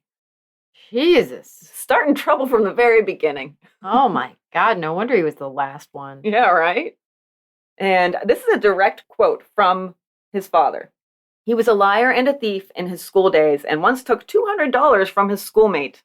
He called Arthur disobedient and morose. And see, the thing is that it seems like, oh, this is cruel and mean to say about your son. He very much loves his son still. He just sees him clearly for what he is. And this all can be little tiny pieces that can be used to help bolster the insanity plea. So, or that he didn't know what he was doing was wrong. Because if he just acted this way throughout his life, in this way that none of his actions could be wrong, then him killing Mr. and Mrs. Peck was just an extension of that. That was just the continuation of that behavior. And that's kind of the bar, especially in those days for the insanity plea, is did they know what they were doing was wrong? Yeah. Well, he's been doing it his whole life, so maybe not. We've told him. It doesn't seem to sink in because he keeps doing it. Yeah. On cross-examination by the prosecution, Arthur's father admits that when he was asked about insanity in the family when he first got to New York to see his son after the arrest, he reported that there was none. So there's kind of this idea of, oh, is he making this up or not? Lots of people were in the asylum. I mean, like, yeah, my sister-in-law and her kids, and yeah, whole family's fucking crazy. Yeah, just do. And then Arthur takes the stand. Arthur's got some shit to say. Arthur's got some shit to say with a big fat grin on his face.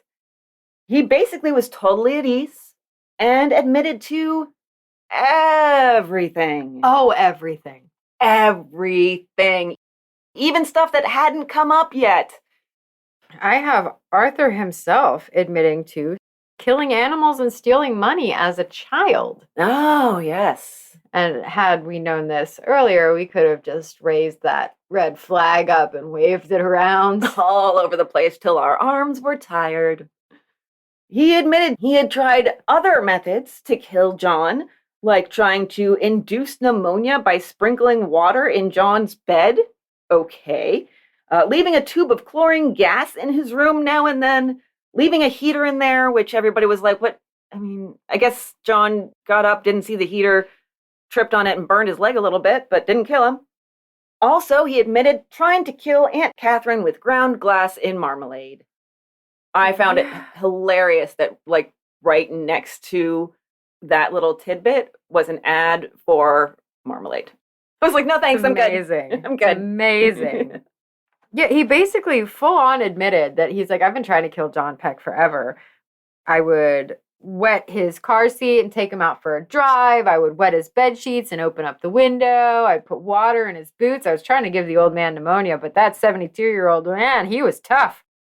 So after that, yeah, some chlorine gas, that didn't work. The heater thing didn't work. So eventually, I just tried some chloroform. And that didn't seem to be working. So I added a pillow over his face to make sure that chloroform really got in there. Yeah. Like, diphtheria, typhus, pneumonia, more pneumonia attempts. Tuberculosis. We've got the chlorine gas, the heater, the chloroform, and then arsenic in there somewhere for sure. So and arsenic, then finally the pillow. Arsenic, Arthur gave him 90 grains. 2 or 3 is considered a fatal dose. 90 grains of arsenic just to get John into bed. Like, he was a tough old fart. Oh my gosh. That John must have been from a hearty stock. He really was. I feel terrible that his last days were spent in so much agony and pain and misery, but I have to give him props for lasting that long. You know, it's a double-edged sword there for sure, because it's like, you know what? Good for him. His body was saying, you're not killing me.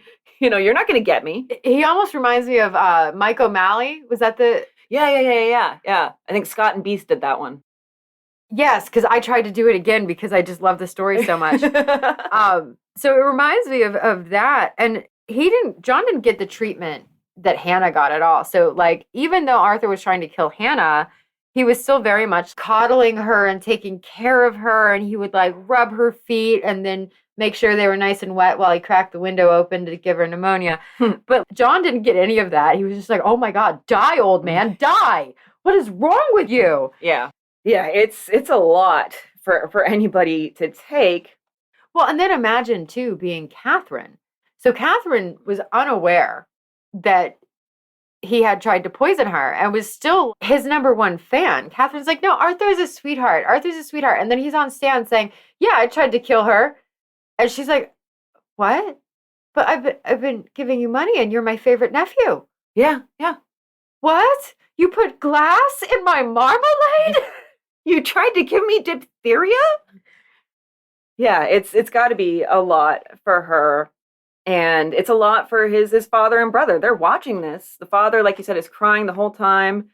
And he corroborates everything that they had said on the stand about his stealing. He actually seems more ashamed about the stealing than the murdering. He was quite blasé about the murdering. That was just another Tuesday. Yeah, that's just what happens when you come stay with me. But then he'd go back to the big smiles whenever he talked about various times that he cheated, you know, in school and such, and just grinning from ear to ear. He did talk about how he got by via theft pretty much all of his adult life, including in South Africa. He even stole a car there. Oh, I did not know that one. Yes. So then he talks about his courtship of Clara, and we're going to have a little dramatic table reading here for you from the exchange at court. Am I the attorney or am I Arthur? You be the attorney, I guess. So you are the attorney, which is his attorney. He's on direct examination now. Were you in love with Clara Peck? I don't know. Why did you propose to her then? Money. And when she refused you? I made up my mind to make her love me. Did you know her family was a wealthy one? That was the reason I wanted to make her love me. Did you make a trip south with Miss Peck? Yes, we were always together. She accepted you, finally? Yes. While you were on the southern trip, did you steal anything? Yes.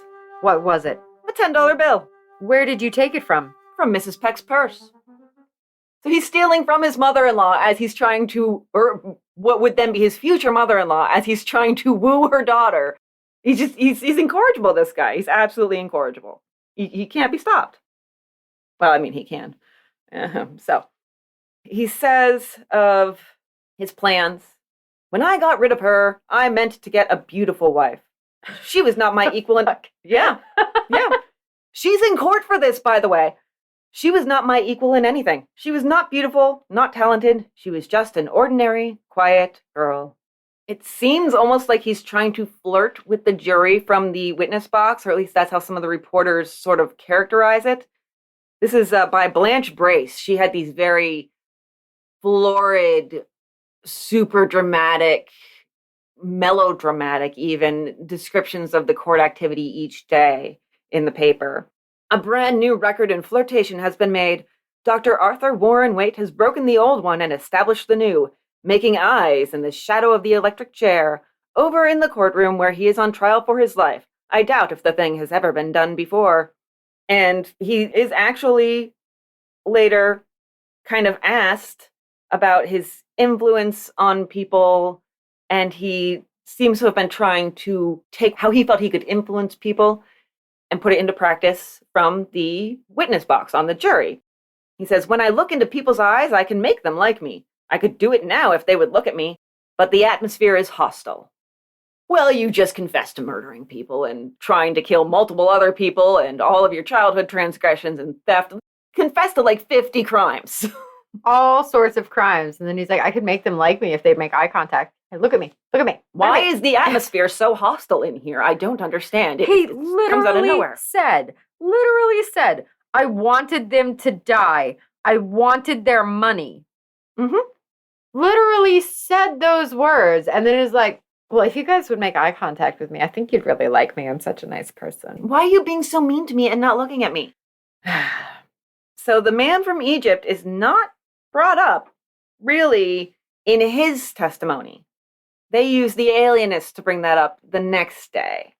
And boy, does that get interesting. So one of the alienists reports on his interviews with Arthur, and this is kind of him reporting back verbatim what Arthur told him. Arthur says he has two souls. Quote, one seeks only the beautiful. I always water flowers so they will not die, because they are beautiful. The other soul has no emotions.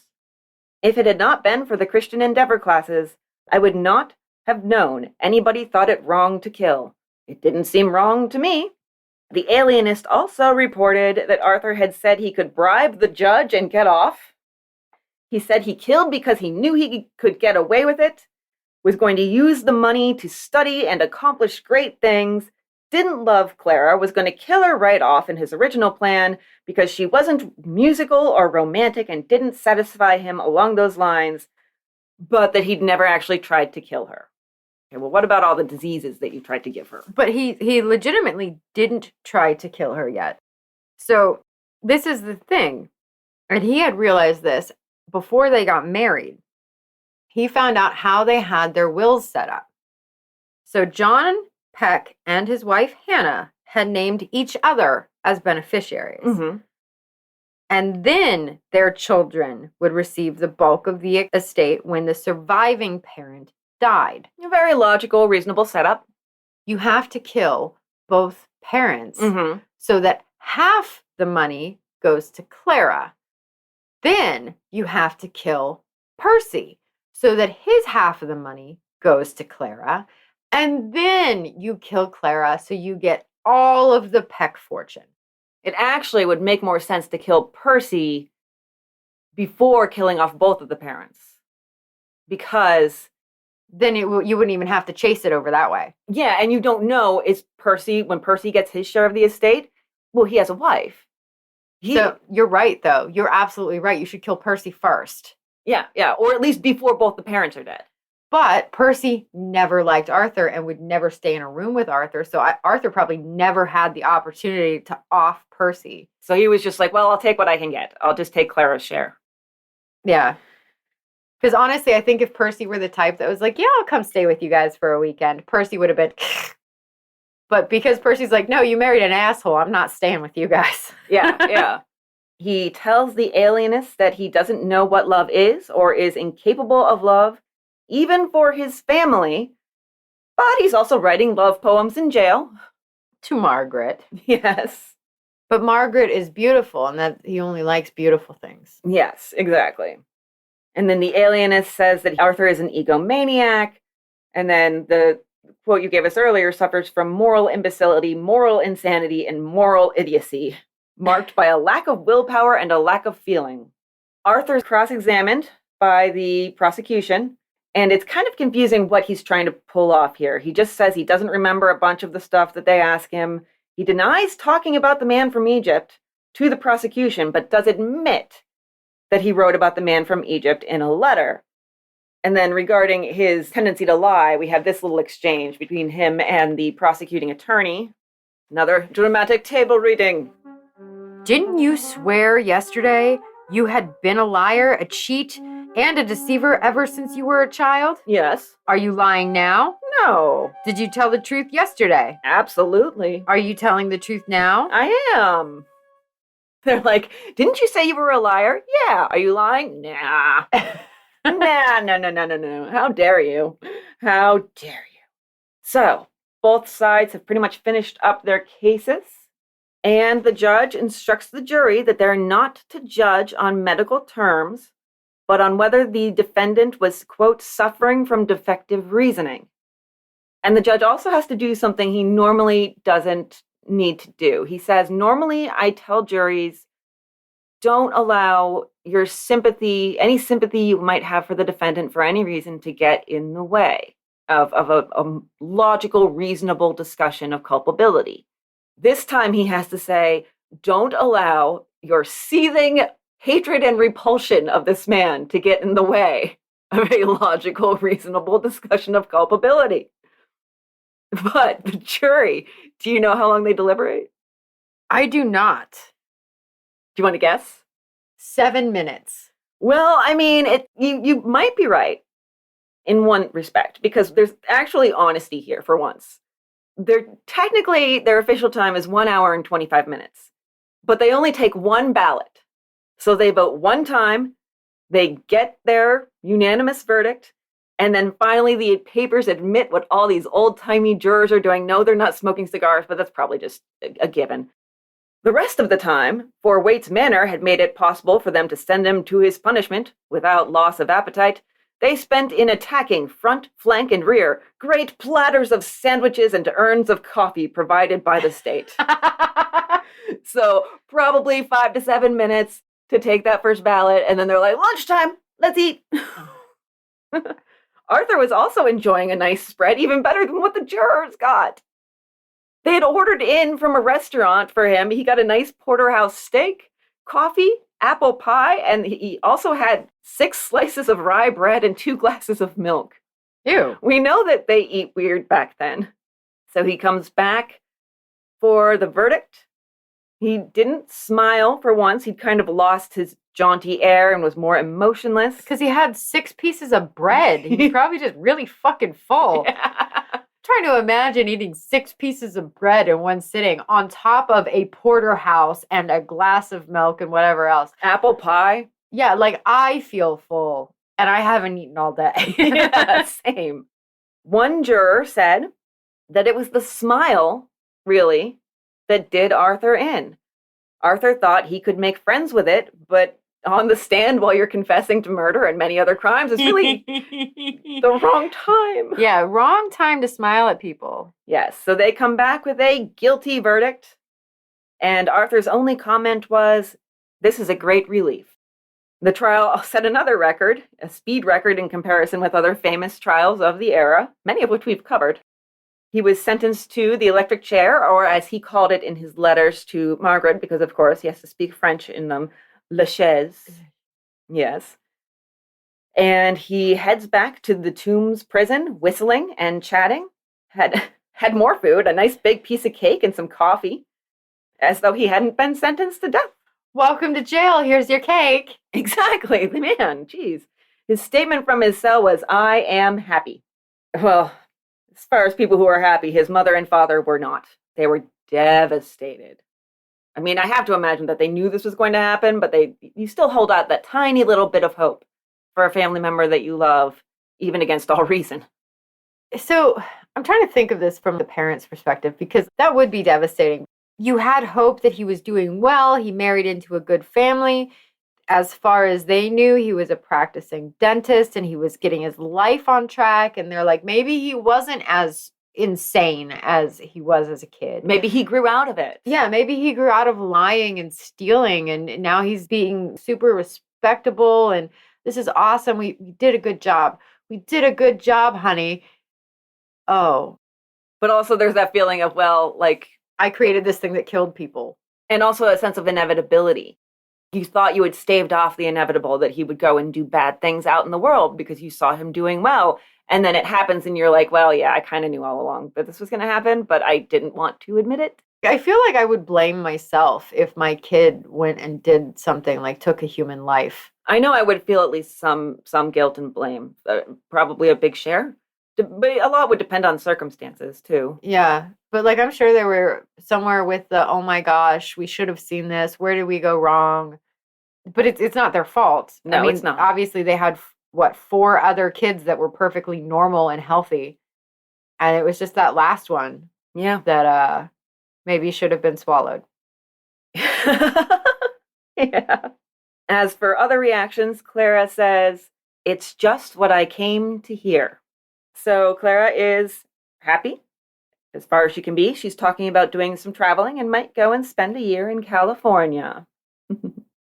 On June 1st, Arthur is sentenced to the electric chair, and it's happening soon. I mean, it was kind of known, like, yeah, they're definitely going to shock the hell out of this guy. But this is the official sentencing. It'll be in 4 to 5 weeks, supposedly. He seems to have done a 180. In the sentencing, he said in court, quote, "I am willing to give my life in partial payment for the wrongs I have done others. I only regret that I have nothing more than a life to give them. My soul will go on and on, trying to make reparations for the wrongs I have done." But he still seems pretty emotionless. His heart's not really in it. Then there's kind of following the trail through the papers because, of course, that execution got delayed, and there's some appeals and stuff, and there's other stuff happening. So as we go on, the Grand Rapids doctor who did the autopsy of John Peck demanded $25,000 for his services. That's $650,000 today. And when he's offered a check for 10% of that amount, he refused and started court filings for his desired amount. A second suit pops up later by the guy who did the stomach analysis. He's asking for $2,500. He's like, well, they would give him $2,500. They should give me $2,500. Then there are the appeals, delaying the execution, which gives Arthur some time to do what you do in prison. You know, you find some broken glass and you cut into your chest in the shape of a cross. The wound was said to be trivial, unfortunately. He's also getting lots of mail. Come on, ladies, don't do this. A former warden of the prison says, "I think he is having a fine time, just as he had them when he was racing up and down Broadway in an automobile and pretending to perform delicate operations at hospitals. He still has his feminine admirers, and he revels in them just as much as ever." Yeah. Despite his initial stance of, "I'm not going to make any appeals," his attorney was trying for a new trial in December 1916, claiming that there was new evidence, because that's the only way you're going to get well, that's one of the very few ways that you can get a new trial is with new evidence. So apparently they had found a huge stash of arsenic at his brother Frank's house. Oh, so we pinned it on the brother. No. Arthur claimed he had stolen the arsenic when he was in South Africa and then hidden it at Frank's house. And then in a letter from prison, he was like, "Oh yeah, by the way, you have kids and stuff, and I just left some arsenic in your house, so you might want to find that." Oh my. And so that was supposed to be further proof of his insanity, that he would just steal arsenic, bring it overseas from South Africa, and then leave it in his brother's house with his small, nibblings. Continuing on, because I have reached a point where I'm staring at the newspapers. I would go month by month by month throughout this year, so as not to get overwhelmed with results. And I was just I came out to Jackson at one point. I was like, can they please just shock the fuck out of this guy, please? Any minute now. It's time please. for him to die. It's getting dragged out. And normally I'm not super pro death penalty, but some people, I'm telling you, some people. And then his father is declining and dies on March 23rd, 1917, almost a year to the day since his son's arrest. And then from the paper, from the day of his son's arrest, Mr. Waite's health began to fail. All through the trial and after, he worked to keep his son from the electric chair and did not give up until 10 days ago when he was confined to his bed. His condition grew gradually worse, and he died broken in heart and spirit. Just a few weeks later, the Court of Appeals rules that Arthur's conviction will stand. There's one more examination by the alienist because he has to be found sane in order to be executed, and he is in fact found sane. The execution is... Did you see the name of it though? Because this made me laugh. It's the New York State Lunacy Commission. Of course. which is a 3-man body that had the final say over his psychological state. State Lunacy Commission. Our state lunacy commission. Every state must have one. Once they find him sane, the execution is set for May 24th. When he finds out, he smiled and hummed a little tune, and corrections officers reported that he seemed, quote, very, very happy.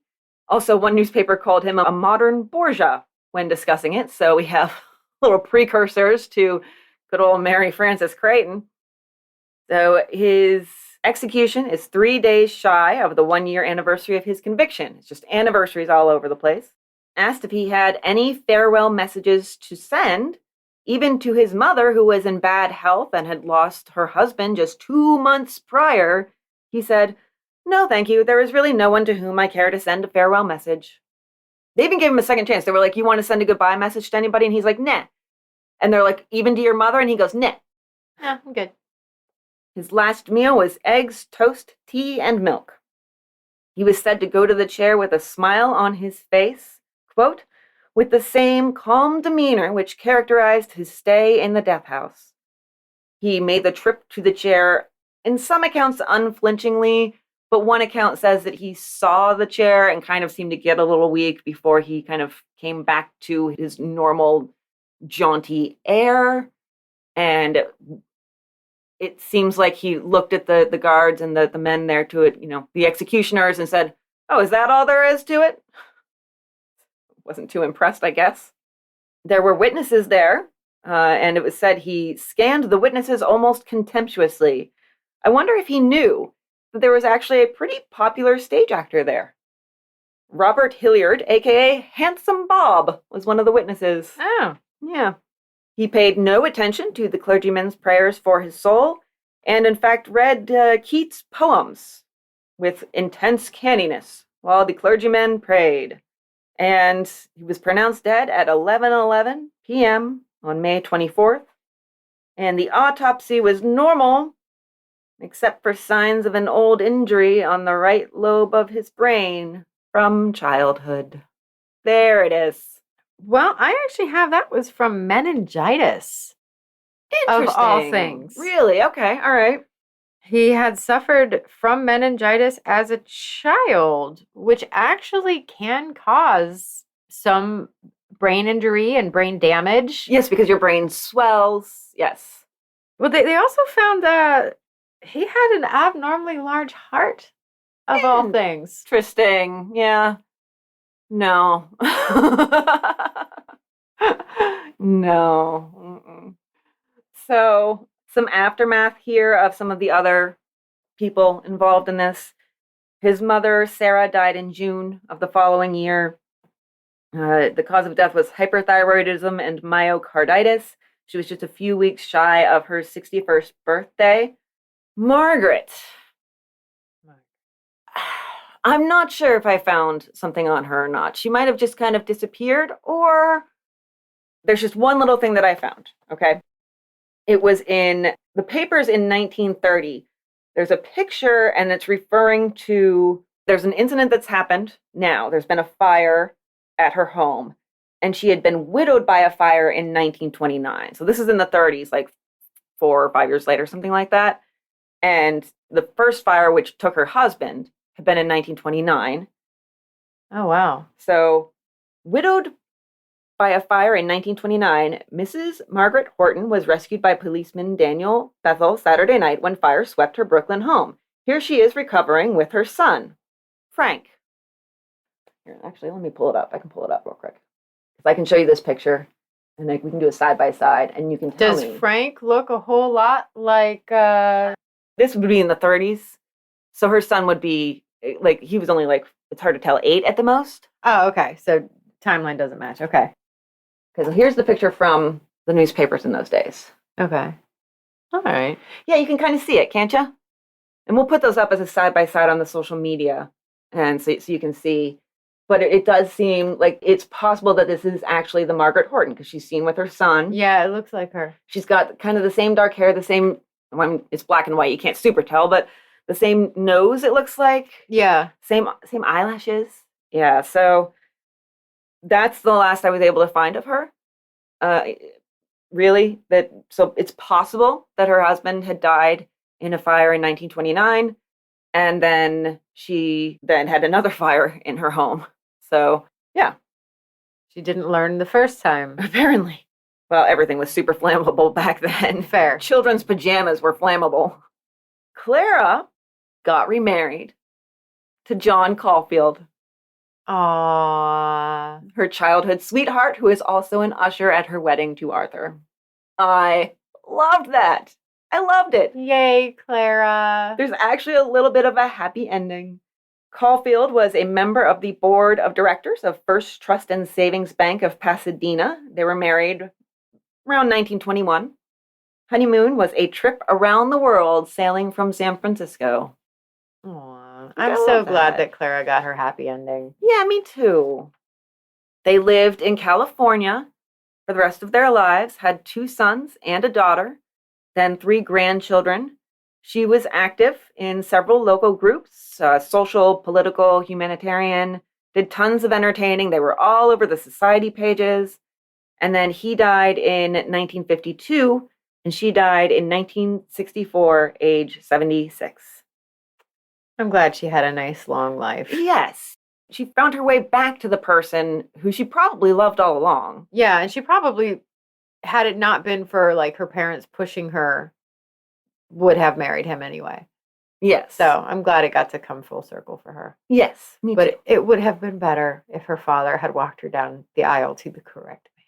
Yes, that would have been good. That would have been good for everyone involved, really. Yeah, really, for everyone involved. But I'm sure Arthur would have found somebody else to prey upon. He was bound and determined to do it. Yeah, he would have. Yeah. I believe that 100%. So that has been Dr. Dingus. The cunning linguist. Dr. Dingus is definitely going to be the show subtitle, and I'll see if I can get the guts to put cunning linguist up there too. Dr. Dingus, the cunning linguist. Yes. So I have a recipe for you. There's 2 versions of it. I think I would try one of them. This was from the Detroit Free Press in 1916. It's for stuffed tomatoes.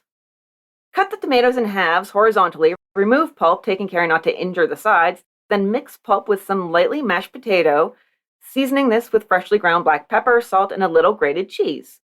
Fill the halves with the mixture and bake. So that, I'm like, okay, I might try it. It doesn't gross me out. Like, automatically, I'm like, that's a lot of mushy. It does seem that way, yes. So, but it still seems kind of like it would be worth a shot. Everything in there is edible, at least. Yes. They don't super go together great, but I don't know. So, or dip the tomatoes in boiling water, remove the peel, have them, or cut off a slice from the top and scoop out pulp. Make a mixture of breadcrumbs, mushrooms, parsley, and capers, allowing 2 parts of breadcrumbs to 1 part of the remainder. Fill tomatoes with the mixture and dot tiny pieces of butter over the top. Stand them in a fireproof dish with a spoonful of olive oil and bake. I'm not a mushroom person. I love mushrooms. So would you do that one, do you think? I don't particularly like tomatoes. Okay, all right. I see. I get it. Like, I love a fresh off the vine tomato, like on a sandwich, or even I'll eat a tomato sandwich. Mm-hmm. But baked tomatoes gross me out a little bit. Yeah, I'm more for fresh and uncooked tomatoes. Yeah.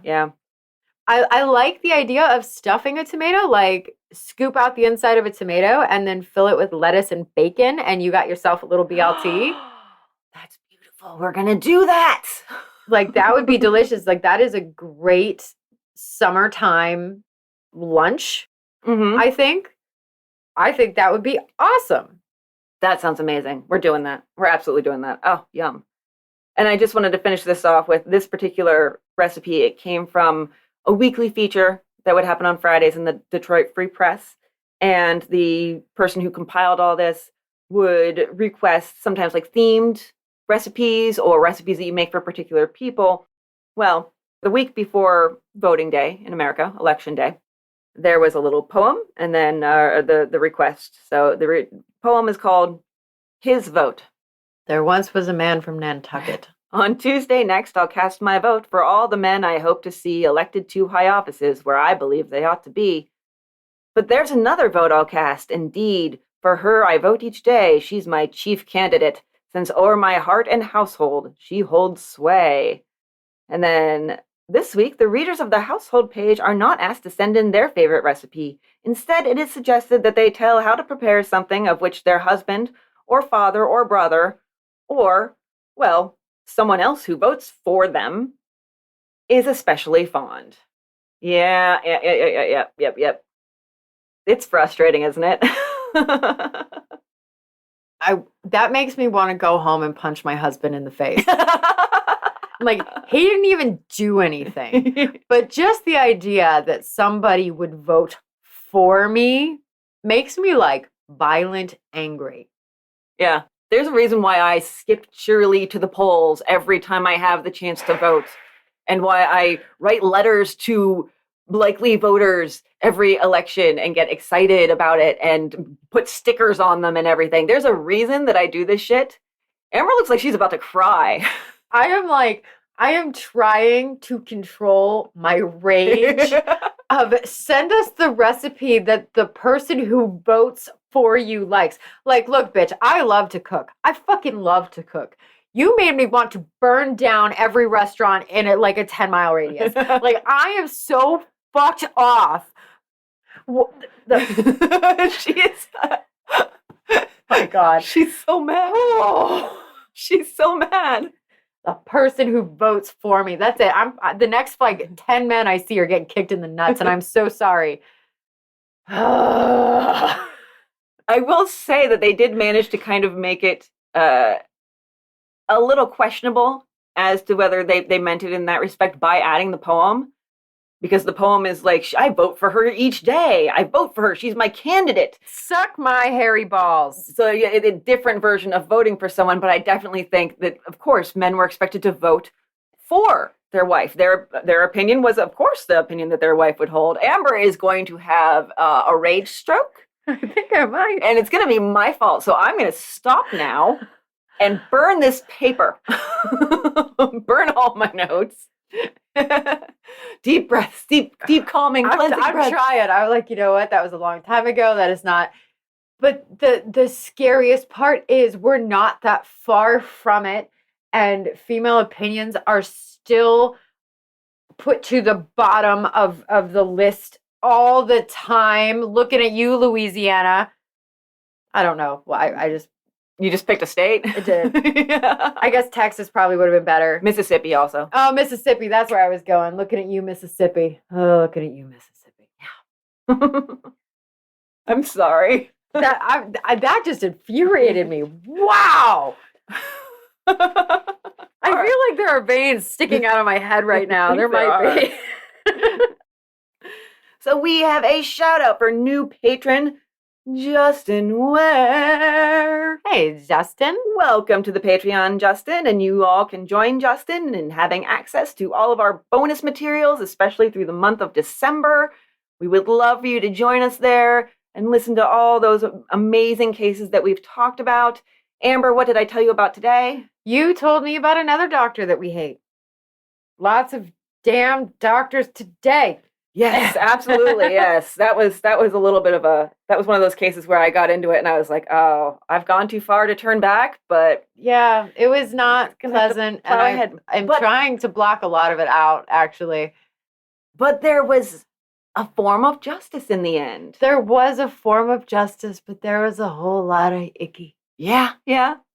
So with that, just absolutely appetizing description of an episode. Come on over and join us. You know you want to. Patreon.com/oldtimeycrimey.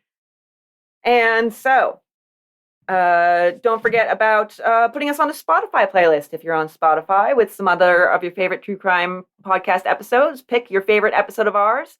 And then we would love it if you would share that on your social media, on our social media. Come, let us see what company we keep in your estimation.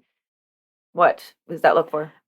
If I were not on this podcast, I would probably spam your social media with all sorts of inappropriate things because you wanted to know what company I keep. And I just thought about that, and I was like, please don't be like me. Don't be like Amber should be the actual motto of our podcast. Old Timey Crimey, don't be like Amber. That's fair. Yeah.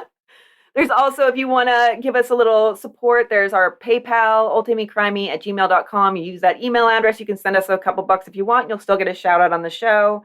Oh, and by the way, anybody who joins the Patreon in December, from here on out, you will get your shout out in January. So we'll do that then. When we are back on January 7th, mark your calendars. We also have a tip jar on Good Pods. And social media, we are Old Timey Crimey on Facebook, Twitter, and Instagram. We have merch in the show notes. We have a new logo coming sometime, but it's been delayed a little bit, but it'll get here. Eventually, we will have a new logo. Yes, it'll get here. And then we'll have more new merch. And tell your friends. Don't forget to tell your friends if they are looking for something to listen to over the holidays that's sometimes cheery, but in an inappropriate way. Inappropriate cheeriness. Yes, they can come and listen to our filthy words. So, that's all my bullshit because I didn't update the bullshit list. So I'm just going to move right past that. And what you doing this week, month? Holiday stuff.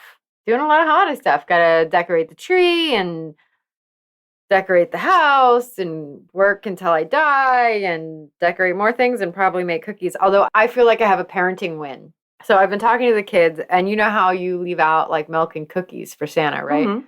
I don't fucking like milk and cookies, right? I don't like it. I have a thing where every Christmas Eve I get hammered, just absolutely hammered, and then try to wrap presents drunk as a skunk and shove them under the tree. So I don't want fucking milk and cookies. I'm not a milk and cookies girl. So I convinced the kids to do a charcuterie board for Santa. Oh, that's beautiful. I love it.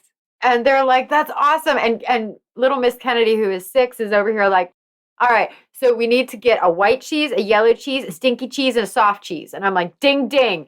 So like, I'm teaching her well. And she's like, and there must be salami. And I'm like, yes. And I was like, we can even put some jerky on there for the reindeer. She's like, yes. And so like, we're planning out our charcuterie board for Santa and the reindeer so that mommy can get hammered and eat it all. That is the most beautifully bougie thing I've ever heard in my life. I love it. I love it. It's just like a grown-up Lunchable, but I'm super excited about it. So that is what I'm doing. I'm convincing the kids that cookies are lame and that we need reindeer snacks. I'm going to hell, and it's totally fine. No, I think it's beautiful. I think it's wonderful. Fine. I think Santa should get the food that Santa wants. And after so many hours of eating cookies, Santa deserves some good meat and cheese. Well, and also like I don't like cookies as a whole. I'm just not a cookie person. I don't like baking. I actually detest baking. I'm not a baker. I love to cook. Baking, following directions, not my thing. Just not my thing.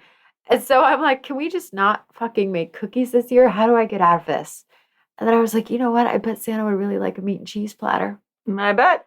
And Kennedy's like, I agree. And I'm like, yes, girl, yes. So that is what I'm doing. I'm doing the Christmas charcuterie board and just the whole Christmas experience. Nice. What about you? What are you doing for the rest of the month? I have appointments to try to do something about my hips. And I'm going to be making my famous chocolate chip cookies. Because no hate on your cookies. I will eat them. I just don't want to make them. You will love them because everybody loved them last year. I finally found a recipe that is like perfect. I did love them last year. You dropped off a baggie on my porch. I did, yeah. It was like a really weird cookie drug deal. It was amazing. Yes. I appreciate people dropping off baked goods and alcohol on my porch. So just saying, guys, if you want, I'll give you my address. Yeah. Shouldn't say that. Oh no. We do a whole episode about poisoning and you're like, bring me baked goods. Yeah, maybe I'm not so smart. So, but if you all want to send me like pre-packaged things in the mail, let's do that. Like rum would be good. There you go. Yeah, with sealed. Must be sealed. Yes. So don't poison me. I'm also working on, we've teased a long time ago, the Old Timey Crimey secret project, and it got a little bit delayed because I couldn't quite settle on what I wanted to do and how I wanted to go about it, but I've settled on it. I'm like all full speed ahead on it, and I'm really loving it, which means that it'll go faster, and the joy, I think, will show in the final product. So that is going to happen. And just reading more old newspapers, honestly, because I discovered something. I was taking a little research break to do other research. I was like, oh, I just realized I never looked up my grandpa in the newspapers in his town because he was a pretty big businessman down in Tennessee. And so I was like, I should look up grandpa. So I looked him up in papers around the area. And he was a Shriner, and he had sales at his company and all this stuff, and talked about his travels and here and there. And he was originally from the North. He was originally from New York State. And when he would go back on trips home or go like on trips elsewhere, he would always come and go to the local paper and fill them in on what he had found going on up north, including one time when he was visiting a town actually in Pennsylvania. Can't remember what town it is at the moment, but he was visiting a town in Pennsylvania, and they had been having, it was their like 100th anniversary of either the town or the newspaper. So they had ads and such from 100 years prior in that edition of the newspaper. Oh, that's fun. And so he brought that back to show to his guy who had the column at the newspaper in Tennessee, say, hey, look, here's what they did. And the guy's writing about like ads for phonographs and stuff like that. And I realized I come by it honestly. You do. I come by it damn honestly. My grandpa was taking newspapers to the newspaper office and being like, look, they put old timey newspapers in. Isn't this a hoot? Yes. I was just like, oh my gosh, I definitely come by it honestly. So I might gather up some of the clippings and find a way to present that to my dad, because I think he'd like that. That is awesome. I think he'd like that a lot. Yeah, absolutely. And so yeah, doing that, and also just enjoying the old timey newspapers, because I'm already working on, as I research, I see, when a headline catches my eye, and I'm like, well, we're putting that in the clippings folder for the next time I need a tiny and don't have time. So, because the old timey newspaper episodes of the Tinies are really fun.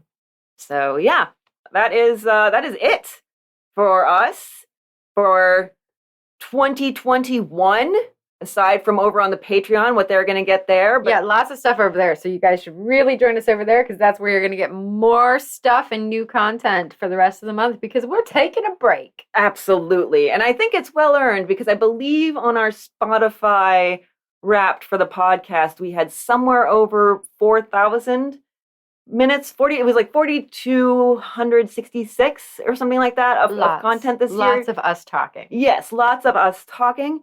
And we've just added to that with our epic farewell episode. Yes.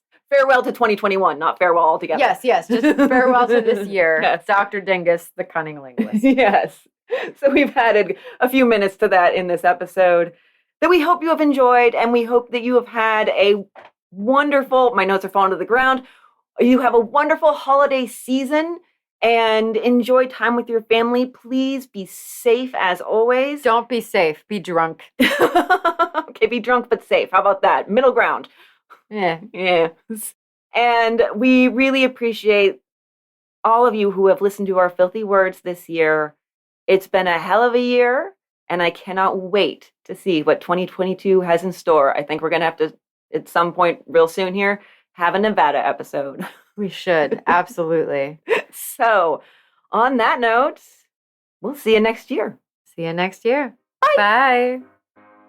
My sources this week are Poisoning the Pecs of Grand Rapids, The Scandalous 1960s Murder Plot by Tobin T. Book. I hope I'm pronouncing your name correctly, sir.